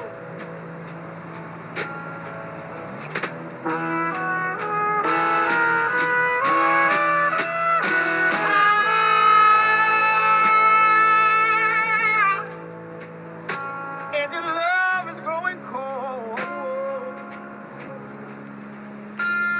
My love is growing stronger, stronger, baby, baby, baby. As our fair grows old, I've been loving you. Yeah, that's hot. That's not exactly. That's because I'm talking about that straight up yelling, but like that Cisco, how he used to sing. I always used to want to be able to sing like that. I can't do it. To be able to pretty much yell and still stay on tune. Because I mean, most people, once they have any idea of like a tone, staying in tune, most people could go in there and pretty much like hum out something to sound halfway decent. Like most people can do that, or mimic something, or you know what I mean, like. But that Cisco, but he just yells it. Like you gotta find somebody who can just do that. I don't think you could really train that. What game are you playing right now? Well, I was playing Red Dead Redemption on my gaming laptop. It's over there. Because that one has 165 hertz refresh rate, but it kept crashing. It just kept crashing, so I deleted it. So I was playing Cyberpunk again on a higher refresh rate monitor or laptop monitor. And you know what? I'll be honest, man. Going back to playing Cyberpunk after the hype died down, like it's really not that good of a game. You know what I mean? I mean, it's good, but like,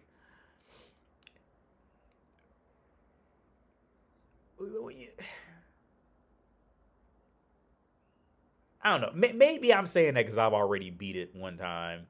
Oh no, I got stuck on that last level on the live stream on here actually. But that was like the last level of the game anyway. But like, I just rather like Deus Ex. I think Deus Ex was a far better game. I think it was just a far better. Like the upgrades were more impactful. Like the upgrades and Cyberpunk just don't really like. To me, it doesn't really do much for me. Once you get good at like hacking people and like strategy, you know, having a strategy where you want to go, like it's just not. I don't know. It's just. I think the driving it was just padding out the length. It wasn't that great. I did play The Alters recently. I really enjoyed that, but it got to a point, and now I'm going to be on like my hater mode now, but like it got to a point where like I literally could not figure out how to do something basic. And honest to God, this is what I did. I bet a European team made this because this is only European shit. Like I can feel when a European team makes a video game. Because it gets to a point where I will literally have absolutely no idea how to do something extremely basic that should not be this difficult to find, right? And I Googled it. It was an 11-bit studio. It was a Polish studio. I do it. Because I had gotten so deep off the fuck up to where I would have had to like I see because the game never told you that you had to go out there and work. So the alters is this game where you make clones of you have to make clones of yourself to survive, and you're on this foreign planet, and you have to like manage resources and this kind of thing, right? Well, I probably didn't even make it out the tutorial because it was just like it's that European mentality of information giving. Like they just withhold information that I don't even know why they would do that kind of thing. Well, anyway, I got to a part where I had to start mining to get material so I can make an infirmary. Well, the game never told you that you actually had to go work. Okay, you have like a home base, and then you have to go out and find like the area where you have to mine at, right? And you place a mining station there, and poles going back to the base. Well, anyway, the game never told you that you actually had to go to the mining thing and actually work on it yourself. So I thought it was just working the whole time. I didn't even know where it's supposed to go. Again, European information giving. Like I don't know why they're like this. I really don't know why. It's like deep in their culture in some kind of way. I don't know why it's like this. Like it's almost like they get off on it. Like, but I had no idea. So I had made it so far. So many days had passed where I literally mined nothing because I thought it was mining that I would have had to go back and replay all that. And I'm just not doing that. I just deleted it. I'm not doing that.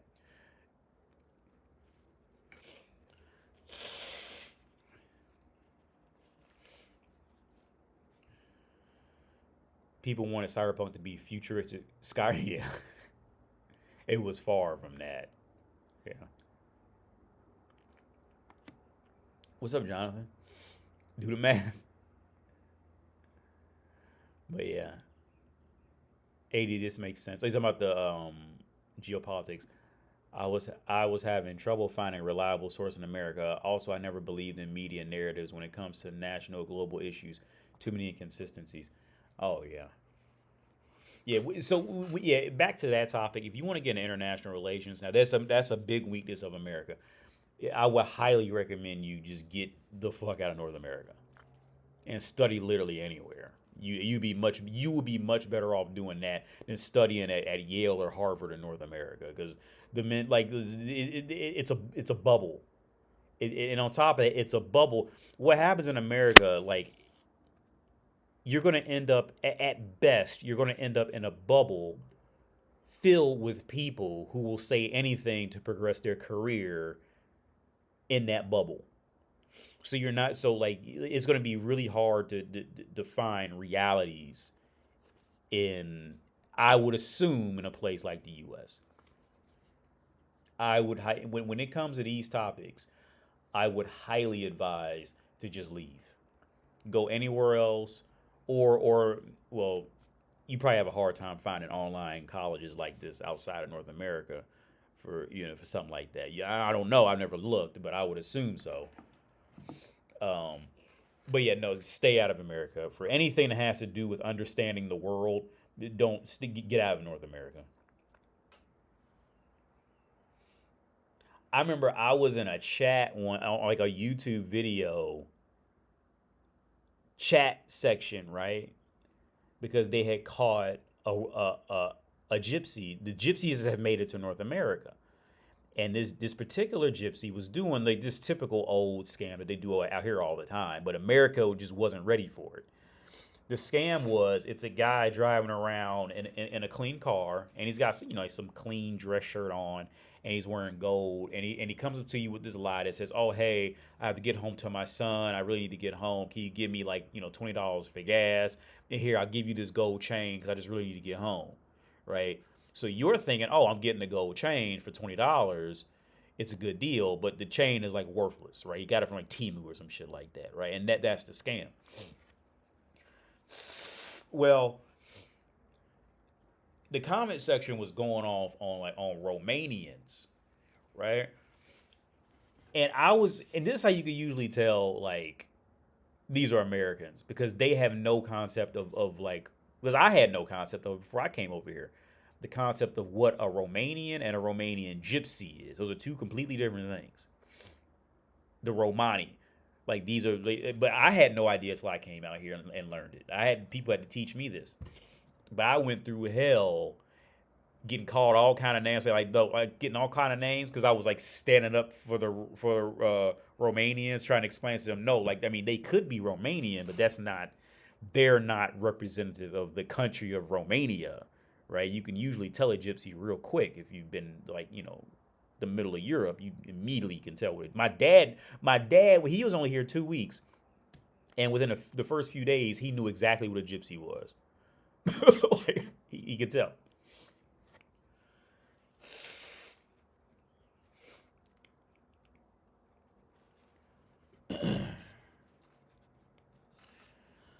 But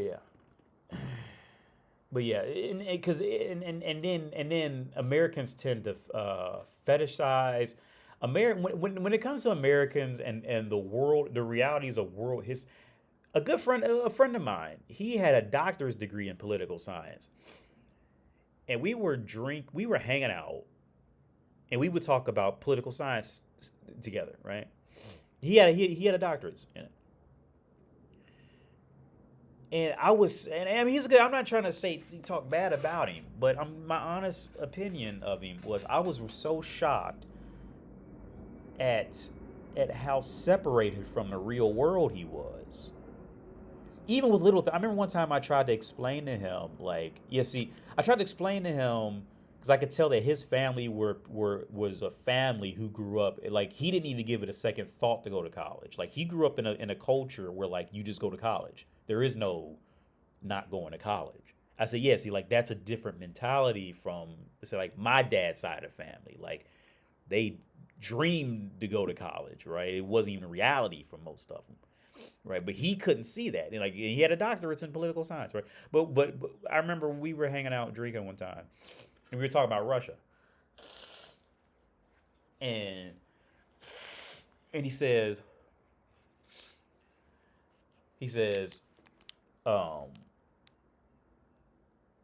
Russia's fucked up because they were breaking like wartime laws or something like that. And I said, no, dude, like it's war, dude. Anything goes. Like you got to let that. Like this isn't. There's no law book that's gonna come in. You know what I mean? Like this is war. Like, and he just didn't get it. Like it just wasn't registering in him. Because he at the time he was going over papers. He told me he was doing one paper. No. So when you get your doctors, from what he told me, when you finish it, you can go back and critique other students who are getting their doctorate. So he would tell me like papers that other students would take up. For example, one paper was about it has something to do with the mental health in the Russian military and how their mental health was going down because of how their regiments were. And I asked him if I could read it. But of course he said no because he didn't want to fuck around and break a law or something like that. But yeah, we would. The hard part about learning international relations, geopolitics, and this kind of stuff is these are things you really can't learn in books for real. If you really want to learn it, you really can't learn these things in books because you're only going to get. If you learn it in a book, you're only going to get the doctored up version of whatever they want you to see or read or hear. Like you really have to go out there and breathe it, get sick with it, get diarrhea with it. You know what I mean? Get drunk with it. You got to go out there, get fucked up, get lost, be uncomfortable with it. That's where you're going to do all your learning in these, especially these kind of fields. Learning these things in the universities and books is a complete goddamn waste of time. I mean, they'll give you a good starting point, but take it. I don't care if you get 3 doctorates. Take a doctor's degree as a solid starting point in beginning to understand reality. In my opinion, I would say you would be better off studying a field like psychology and then going out and studying a field like geopolitics. I would say do something, study like go that, but just for somebody who would just go and study like directly like political science or directly international, I think that is the absolute worst path you can actually take in understanding the world on any deeper level. right? Like I said, I think in order to be able, like I said, and I've said these things even when it comes to like becoming a judge or something like that. These are fields, becoming a judge or becoming a police officer, these are fields that you should not be allowed to do, to just go in that one direction and go do it. Right? I think these are the absolute worst people for the jobs. I think it's a terrible choice. It's a terrible path. You're severely ill-equipped, right? But again, it ends up like political science in the U.S. You're going to end up around a bunch of people who will say and do anything to further their career, right? And it's going to be a bunch of idiots that don't know what the fuck they're talking about. It's going to end up being a bunch of CNBC, MSNBC motherfuckers that have absolutely either they have no goddamn idea what they're talking about, or they will say anything to boost their career. But they actually may know the reality behind closed doors, but they'll say anything to look good for their boss or their boss's boss at work. So it's like, I think those are by far the worst people to take any advice from in the world.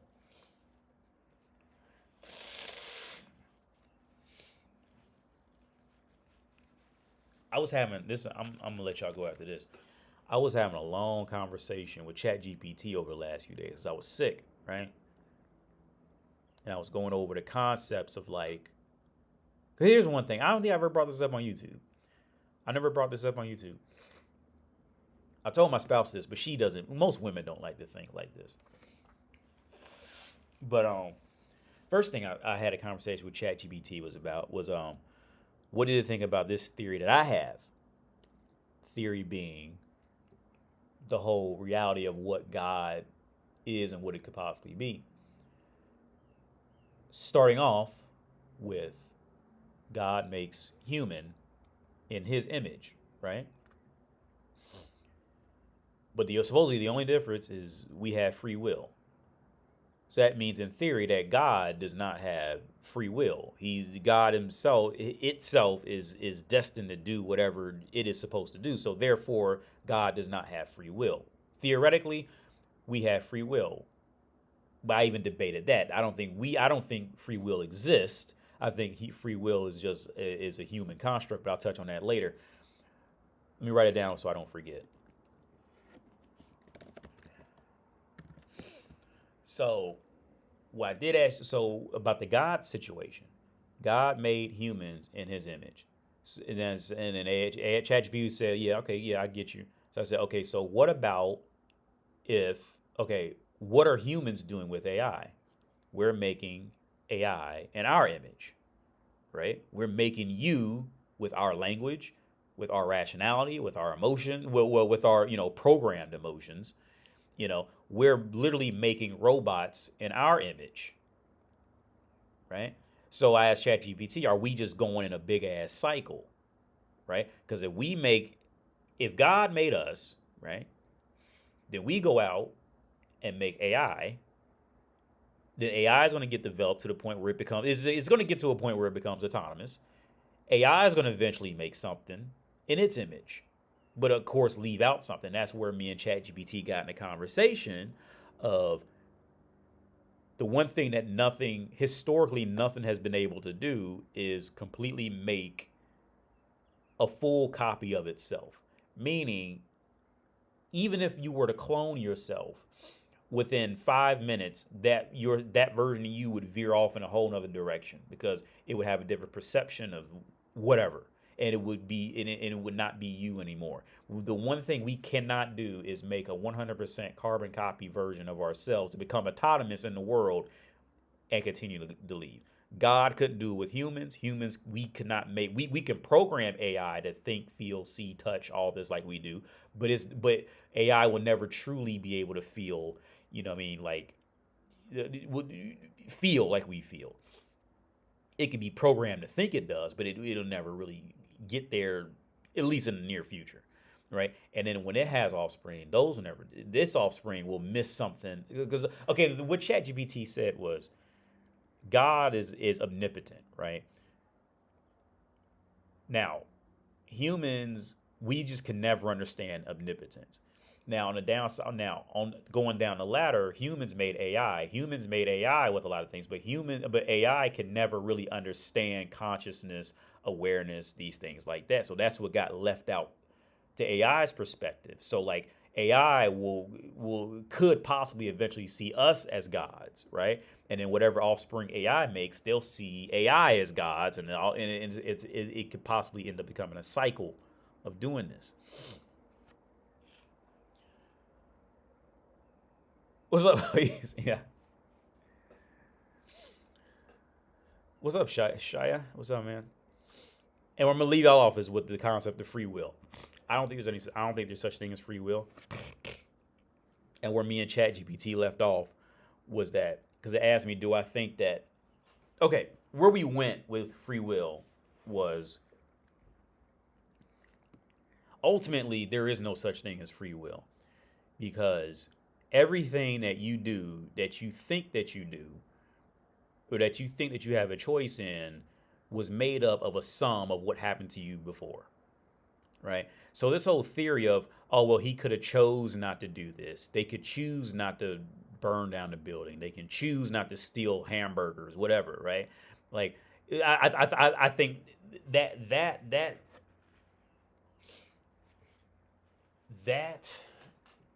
explanation of always projecting that something had a choice is completely wrong. Okay, it's the same theory to say like, well, you see those ants, and this is what I told ChatGPT. You see, I said, think of it like ants. Theoretically, an ant can go figure out how to learn English. How come he can't? He can't. So does the ant? Does an ant have free? Does that bug have free will? Or just because we say it can do it, right? Does it? He's not gonna do that, right? The ant's gonna go over there and make some ant hills, you know what I mean, and fuck with other ants, right? So the ant does not have free will, and for some reason, humans, we think ourselves so much bigger than insects and animals, right? We don't. I don't think there's any such thing as free will. So the next theory that came up was like, ChatGPT asked me, do I think that society should adopt this? And I said, of course not, because people are too dumb to accept it. Same reason why I think Donald Trump should not be president, even though I think he's right majority of the time. I don't think it's because people aren't ready for that. Most people don't know how to independently think and be okay with it, right? Because it asked me, like, what about with crime? Like, because it'll go off into serial rapists and murderers. Like, well, our society is built off the idea that if a person commits a crime, then they're just they're just the bad individual, right? Like our human society has developed this facade that if somebody does something wrong, that's just the wrong, bad individual, and that humans are not like that at all, right? Now, if you were to bring in the theory that there is no such thing as free will, well, then that shuts that whole situation down. And I was like, okay, well, what happened to him? Blah, blah, blah, blah. And then you'll get people lying, say something happened to them. So they'll go out raping bitches, stealing hamburgers, and society will just crumble, right? I don't think society's ready for that reality, that there's no such thing as free will. But I don't think there is such thing as free will. I think free will is a coping mechanism. The concept of free will is a coping mechanism. As I was reading, there was an Arabic philosopher who came up with this. I can't remember his name. But I was studying this at the philosophy library here in Prague. And he said he was questioning God's ability for if God has free will, right? And the question was something like, let's say if God told like Abraham to go to the store, right? And then Abraham goes, okay, God, I'll go to the store. Well, Abraham gets to the store and the store is closed. So that means only one or two things. God sent you there knowing the store was closed. Oh no, or God didn't know the store was closed, right? So it wasn't this wasn't the free will. This was the God is all knowing situation. It was the God was all knowing situation. So either God didn't know that the store was closed, or God sent you there knowing the store was closed, right? But then that goes into, well, what if that led up to something different down the road? These kind of things. But I completely fumbled that because I got it confused. I'm gonna read it out here because I'm fucking tired and sick. What do you think about anti-natalism? I gotta look that up real fast.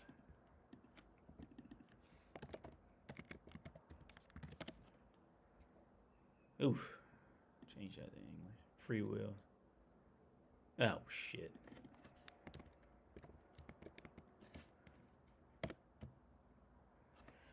Anti-natalism is a philosophical stance, a social movement that views procreation as morally wrong, arguing that bringing new beings into existence is inherently harmful. Huh.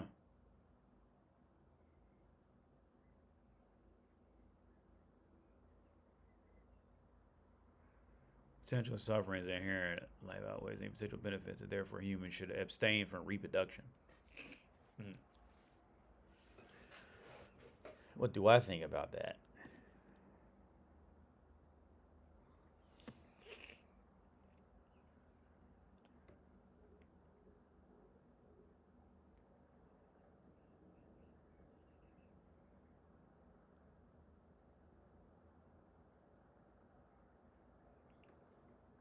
I think where I'm going now with it,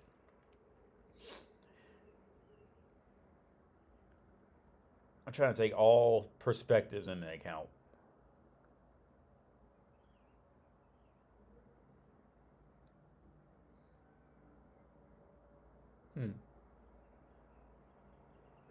Because on one hand, it is just biology's urge to recreate. Right? Like there's biology's urge of survival and recreate.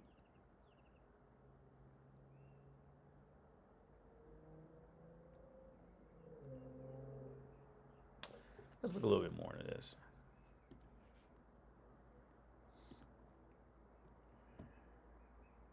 Morally wrong to have kids.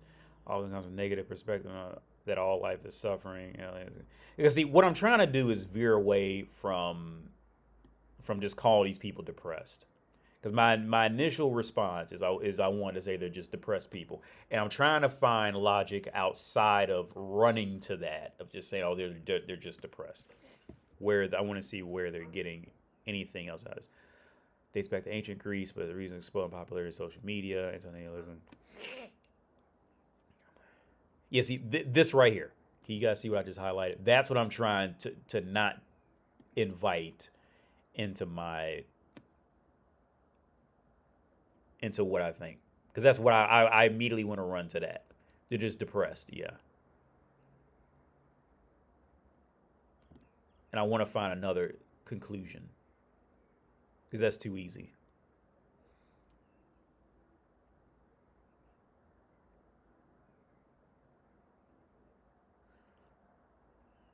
I believe that the world would be better off if humans didn't exist. Let's do Wikipedia real fast. Philosophical judgment procreation.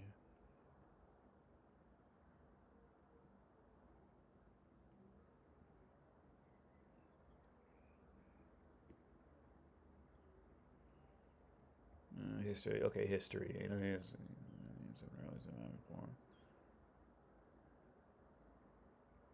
Not to be born. Okay, let's see what.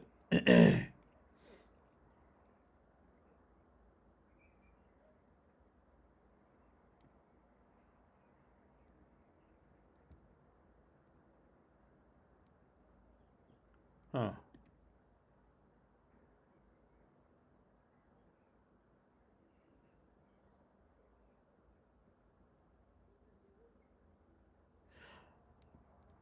Now this doesn't sound. Now this part right here does not. That sounds like it's going more for something I'm looking for. It sounds like depressing at first, but I think I get where this starting is headed. That birth leads to death. In order to conquer death, people should desist from procreation. Yeah.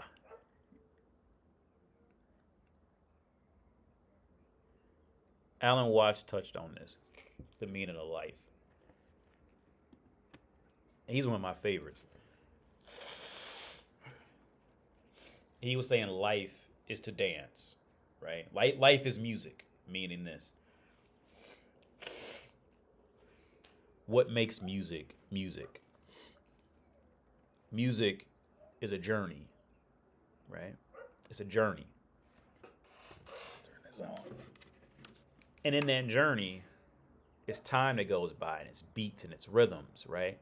Now, you could take any song that you liked and just make it a half a second long and just make it one big crash, right? But it's not music anymore.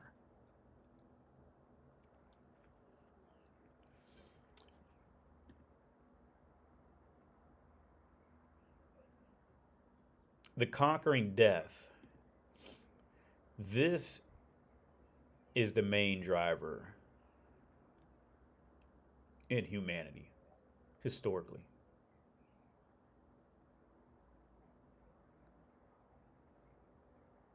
People should not produce fresh fodder for death.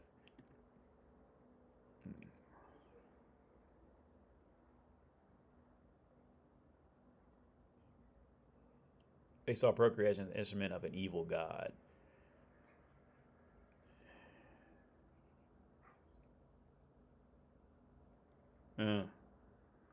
That imprisons the divine element in the matter and thus causes the divine element to suffer. No, I think it's actually quite the other way around.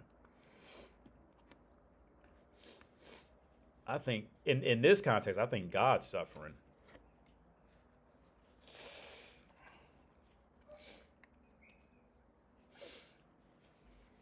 Humans suffer, but God's suffering too. Because you got to remember, if you're okay, here's the part with God that my opinion is with God.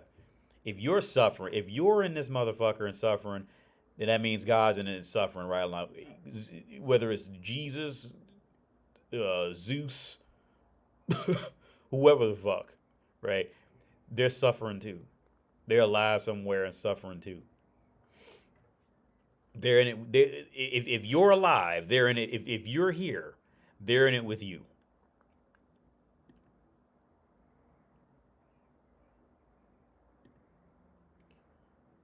Sex is the root of all sin.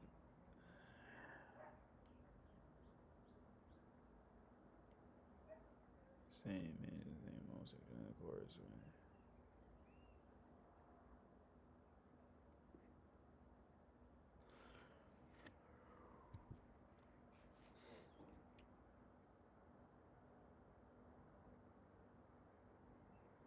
Okay.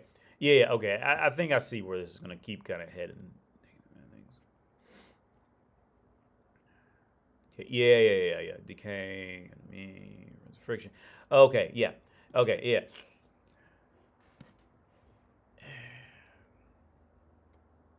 The core of this, the core is the core of this, of where this is eventually going to head to, is going to be speeding up death. Just to get it over with, right? And then naturally, where that's going to go to is why would God do that and all that? Okay, how I see it, and this I was talking to ChatGPT similarly about this. Okay, yeah, God is, like, in my theory, God is powerful and all this, but God is also just as scared as you are. Okay, that's the whole reason why you're still alive. That's the whole reason why anything's still alive. Because if there is a God and if God is there, he's just as afraid as you are. Because if God is so omnipotent and so great and all this, why would he create things that would have to worship him? Why would he have to create anything? He can do anything, and he's so great, so amazing. That tells me one thing. He's just as afraid as we are. For maybe different reasons, but he's still afraid. Something's there. He needs us for something. Because okay, here's because and these are going to be like blasphemous things to say, but it's just remove all emotion and look at it logically. Okay, something that can create anything, do anything, eat any something that can create, do anything it wants is keeping you alive. Why? Something that's all powerful, omnipotent, all-powerful, all-knowing, perfect in every way, then why is he keeping you alive? I'm not mad at God or anything, but I'm just stating that remove all emotions. Remove every single emotion. Why are you alive? And why does he need you to why would something or someone, however you want to phrase it, who is so all-knowing, all-powerful, is going out of his way to keep you alive? So it sounds more like God needs us more than we need God. I completely honest. Now, again, I think God is cool, and depending on what the topic is, but in the reality of it is, I think God needs us more than we need Him. Hurt, whatever you want to call it. Because I threw this at ChatGPT. I said, "Is God jealous of us because we can die?" And theoretically, God can. I mean, yeah, God can make us go through tortures and tortures and tortures, but eventually we're going to die. Right? That is our ultimate escape route is death. Shit. Right. Right. Now, of course, he can't just be petty and like keep us alive for a million years over fire or some shit like that. But even then, even if God were to be petty and be like, yeah, oh, well, you want to worship me? Then fuck you, bitch. I'm going to fucking roast you for fucking 30,000 million years. Like, why? You still need me, bruh. Let me go. Okay, the theory that God is gonna gift you the gift of heaven or punish you to hell, that is simp shit in reality. That is simp behavior. That is pure simp shit. You still need the humans. Because if you didn't need the humans, you'd let them go or not even let them be created. But you don't. You still stay here and worried about if we're fucking another man or not. Humans ain't worried about if God is being nice to other people. And if he's not, are we going to be mad at him or not? We're not doing that to him. So really ask yourself, does God need us or do we need God? In the reality of the interpersonal struggle of this, which one really needs who?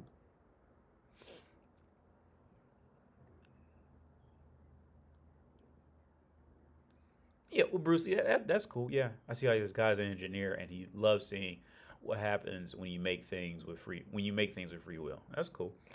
I'm not going to negate anybody's, perspective. Is it better to get a hotel or Airbnb in Prague? At this, I can't tell you, Ace. Honestly, I don't know. I'd be just speaking off a lot of assumptions. I can't tell you.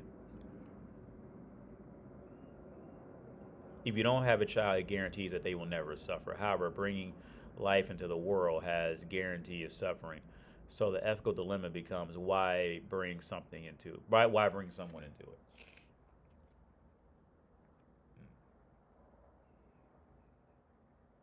Well, if they don't suffer, well, okay, I see the suffer part, but there's also they can be happy too, right? And they can make others happy. It's not. I mean, I think the suffering is definitely a valid point, but what's also left out is, well, what if they can make someone else happy? What if they can make you happy? They can make other people in the world happy. They could help, thousands. Even if somebody lived to be the age of 20 and dies a horrible death of cancer, right? But they made a YouTube channel telling people it's all right. And that YouTube channel reached 30 people.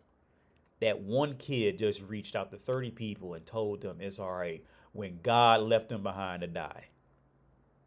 Now, do you really want to rob that potential of, let's say let's say my son makes it to 20 and ends up with a horrible disease and dies and he meets people along his path and says, hey, it's all right, man. It's really not that bad. Let's say he meets 15 people on a small Instagram reel or something, right?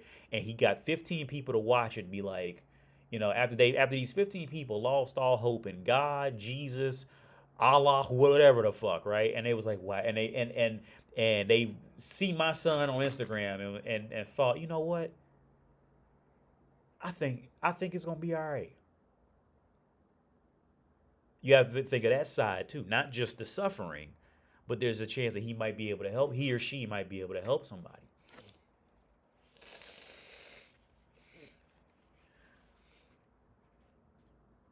The thing is, suffering far outweighs happiness in life. Suffering can be chronic, but pleasure can never be.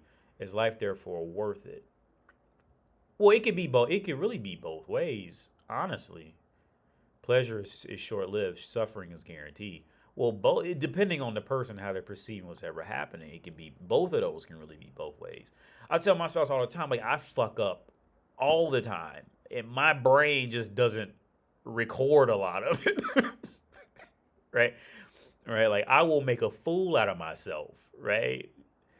My brain just doesn't record it.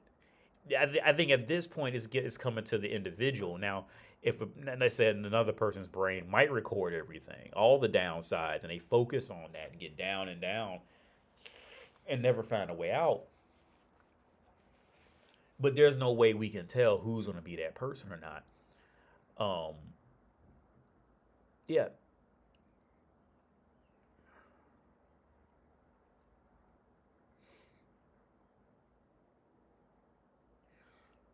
I mean, like, I'm not here to tell you one way. I'm not here to tell you it's right or it's wrong. I'm just only telling you my opinion.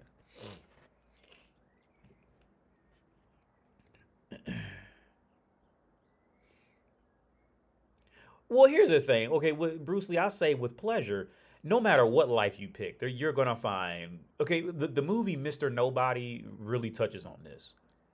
I would highly recommend the movie Mr. Nobody with Jared. That was the one of the few movies Jared Leto actually did a good job in, right? And I would highly that and Requiem for a Dream. Uh, but go watch Mr. Nobody.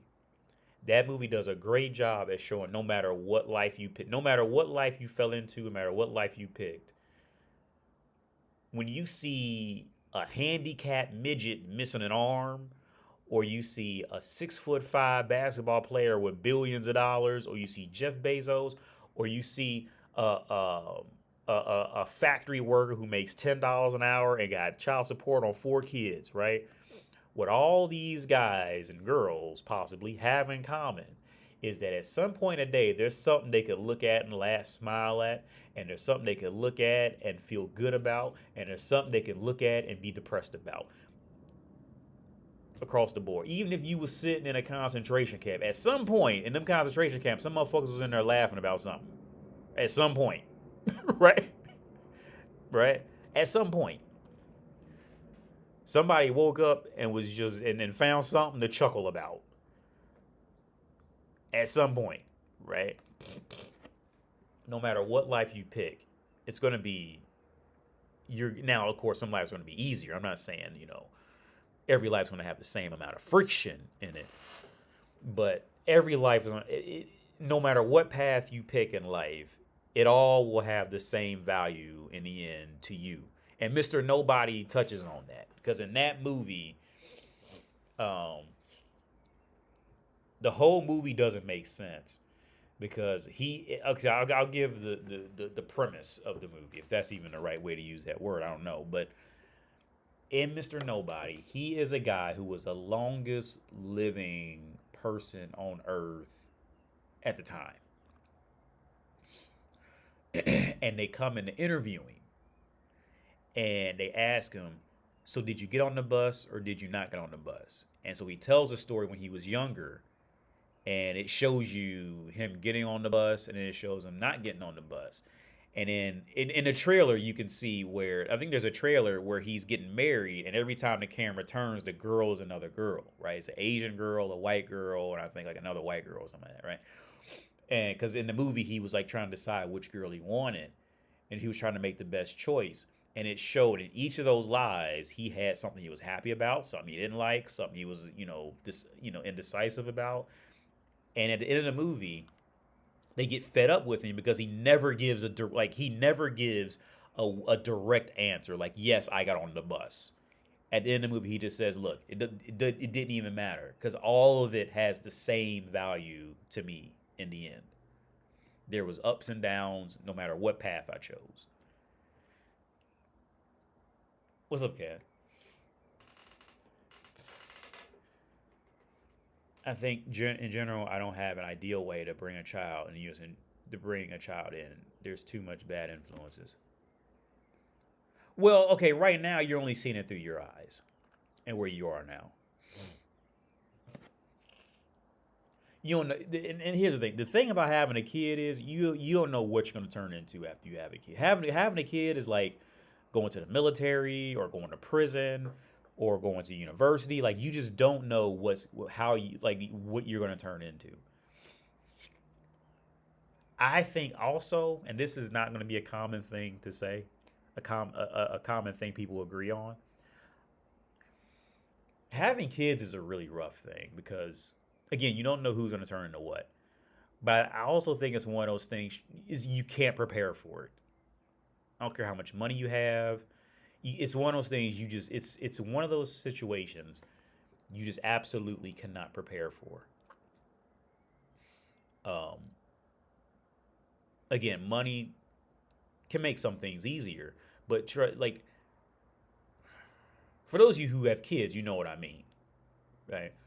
You know, having kids can just strike up severe depression in you or your wife, like for really no reason, right? Like you just don't even know why, and it just happened, or it could just fire you up to go like in the movie Mr. Nobody.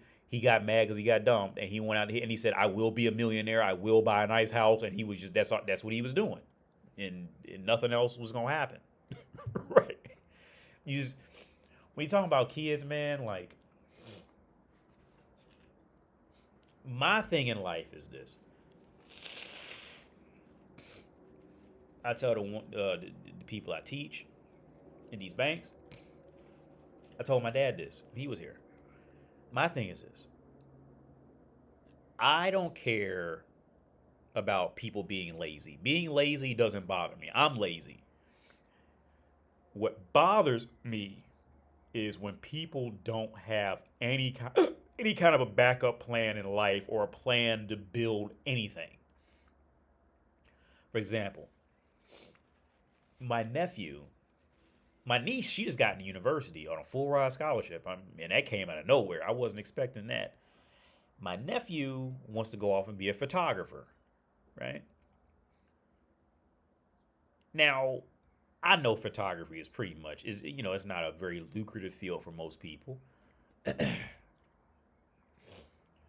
And let's face it, AI is here, right? You could really, make anything on AI now. But here's the thing. After I heard that he was out, he had bought him a camera, and he went out in that fucking world to make something out of photography. Okay, sign me up. What you need some help? I'll buy you another camera. What you want? My thing is, as long as you have a goal, something that I don't care how fleeting it is, as long as you have something and you are clearly actively trying to do it, not just saying it, living in, an imagination, but you're actively out there trying to do it, I will do whatever I can to help you.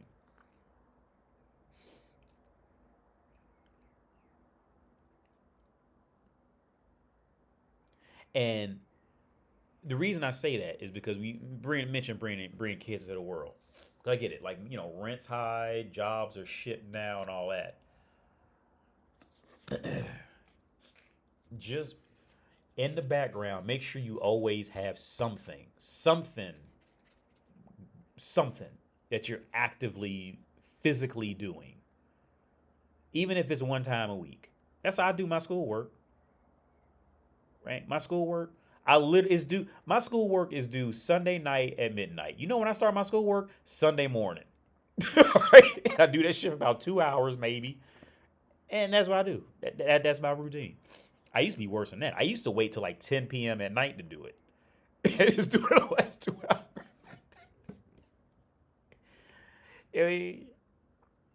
And when I go teach, I don't make a lesson plan. I made like one lesson plan. And that was when I first started. I don't make lesson plans.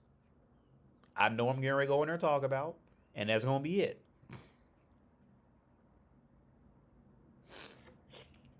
My problem is not with being lazy.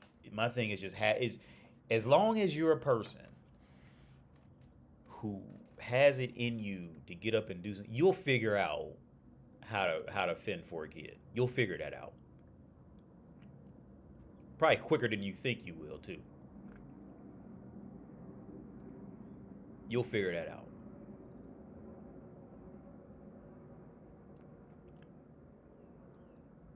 And then also, a lot of times you'll find that it was actually a lot easier than you thought it was for real. It's just what were you willing to do to get there, right?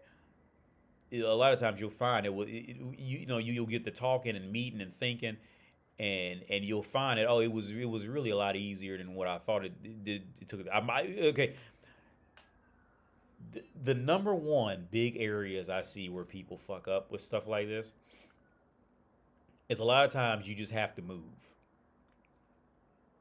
A lot of times people are living in these what they call high cost of living areas, and their profession ain't matching up with the area. A lot of times, I say that's probably the number one biggest thing that I see a lot of people struggle with. That keeps them struggling. It's because it's for one reason or another they're stuck in one area. Now sometimes it's definitely validated, like they have a sick mother or something like that, or a sick grandma that they're taking care of. I'm not gonna tell them to move, but in my history, that's usually one of the biggest things that keeps people down, and like the world's against them. Yeah, if you fail to plan, you're planning to fail. Yeah, for sure. Just any plan, doesn't matter what it is. Because Alan Watts, he talked about that. Like, no matter what you like to do, just do that. And you'll find people who's interested in these same things.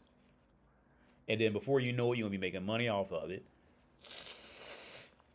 And then before you know it, you're going to be tired of doing it. Because I tell you what's going to happen next. This is the reality of life. Any video game, any YouTube streamer, any video game streamer, from the most popular ones, all these guys will tell you. I just watched an interview with Redman, and he was saying the same shit. He said he doesn't even hang out with Method Man anymore. He said when he goes on stage and raps, that's strictly work for him. And he leaves, and they don't even talk to each other outside of going to work. Because that turned into work. Rapping on stage is now his work. It's not fun. Right, so and that's where I go on these older rants about these topics of dream jobs. Right, people are like, well, what's your dream job? What do you really want to do? Look, anything you're gonna do to make money, sooner or later you're gonna get tired of it. I don't care if it's fucking if you're gonna be a porn star hooking up with the most beautiful women all the time. You can ask any of those male porn stars who are having sex with the most beautiful women, and I guarantee you they will tell you at some point they got tired and didn't want to do it anymore. Getting paid to do it, too.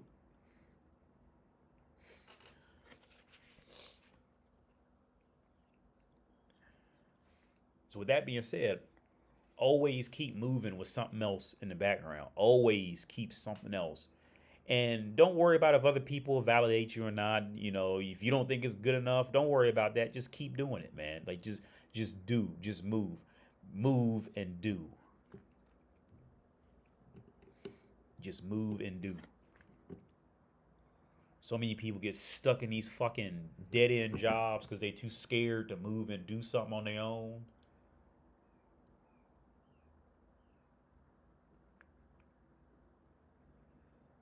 I go on about that for hours. Anyway, my face is starting to hurt. I'm still sick, so my face is starting to hurt now. I've been talking too goddamn much. I'll let y'all go, man. Y'all have a good day, evening, night. I'll catch y'all later, man. Peace out.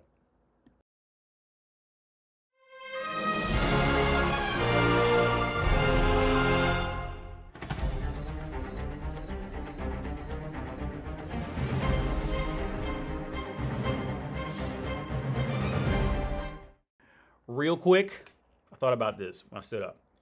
To validate my point, listen to this song. I was just telling my dad, he had played this song. Dance Monkey.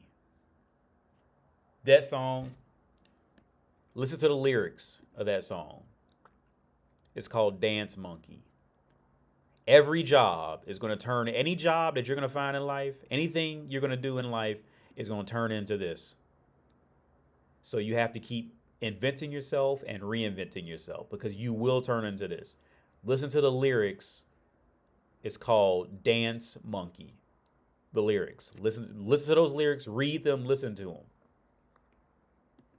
That's it. I'm officially out. Peace out.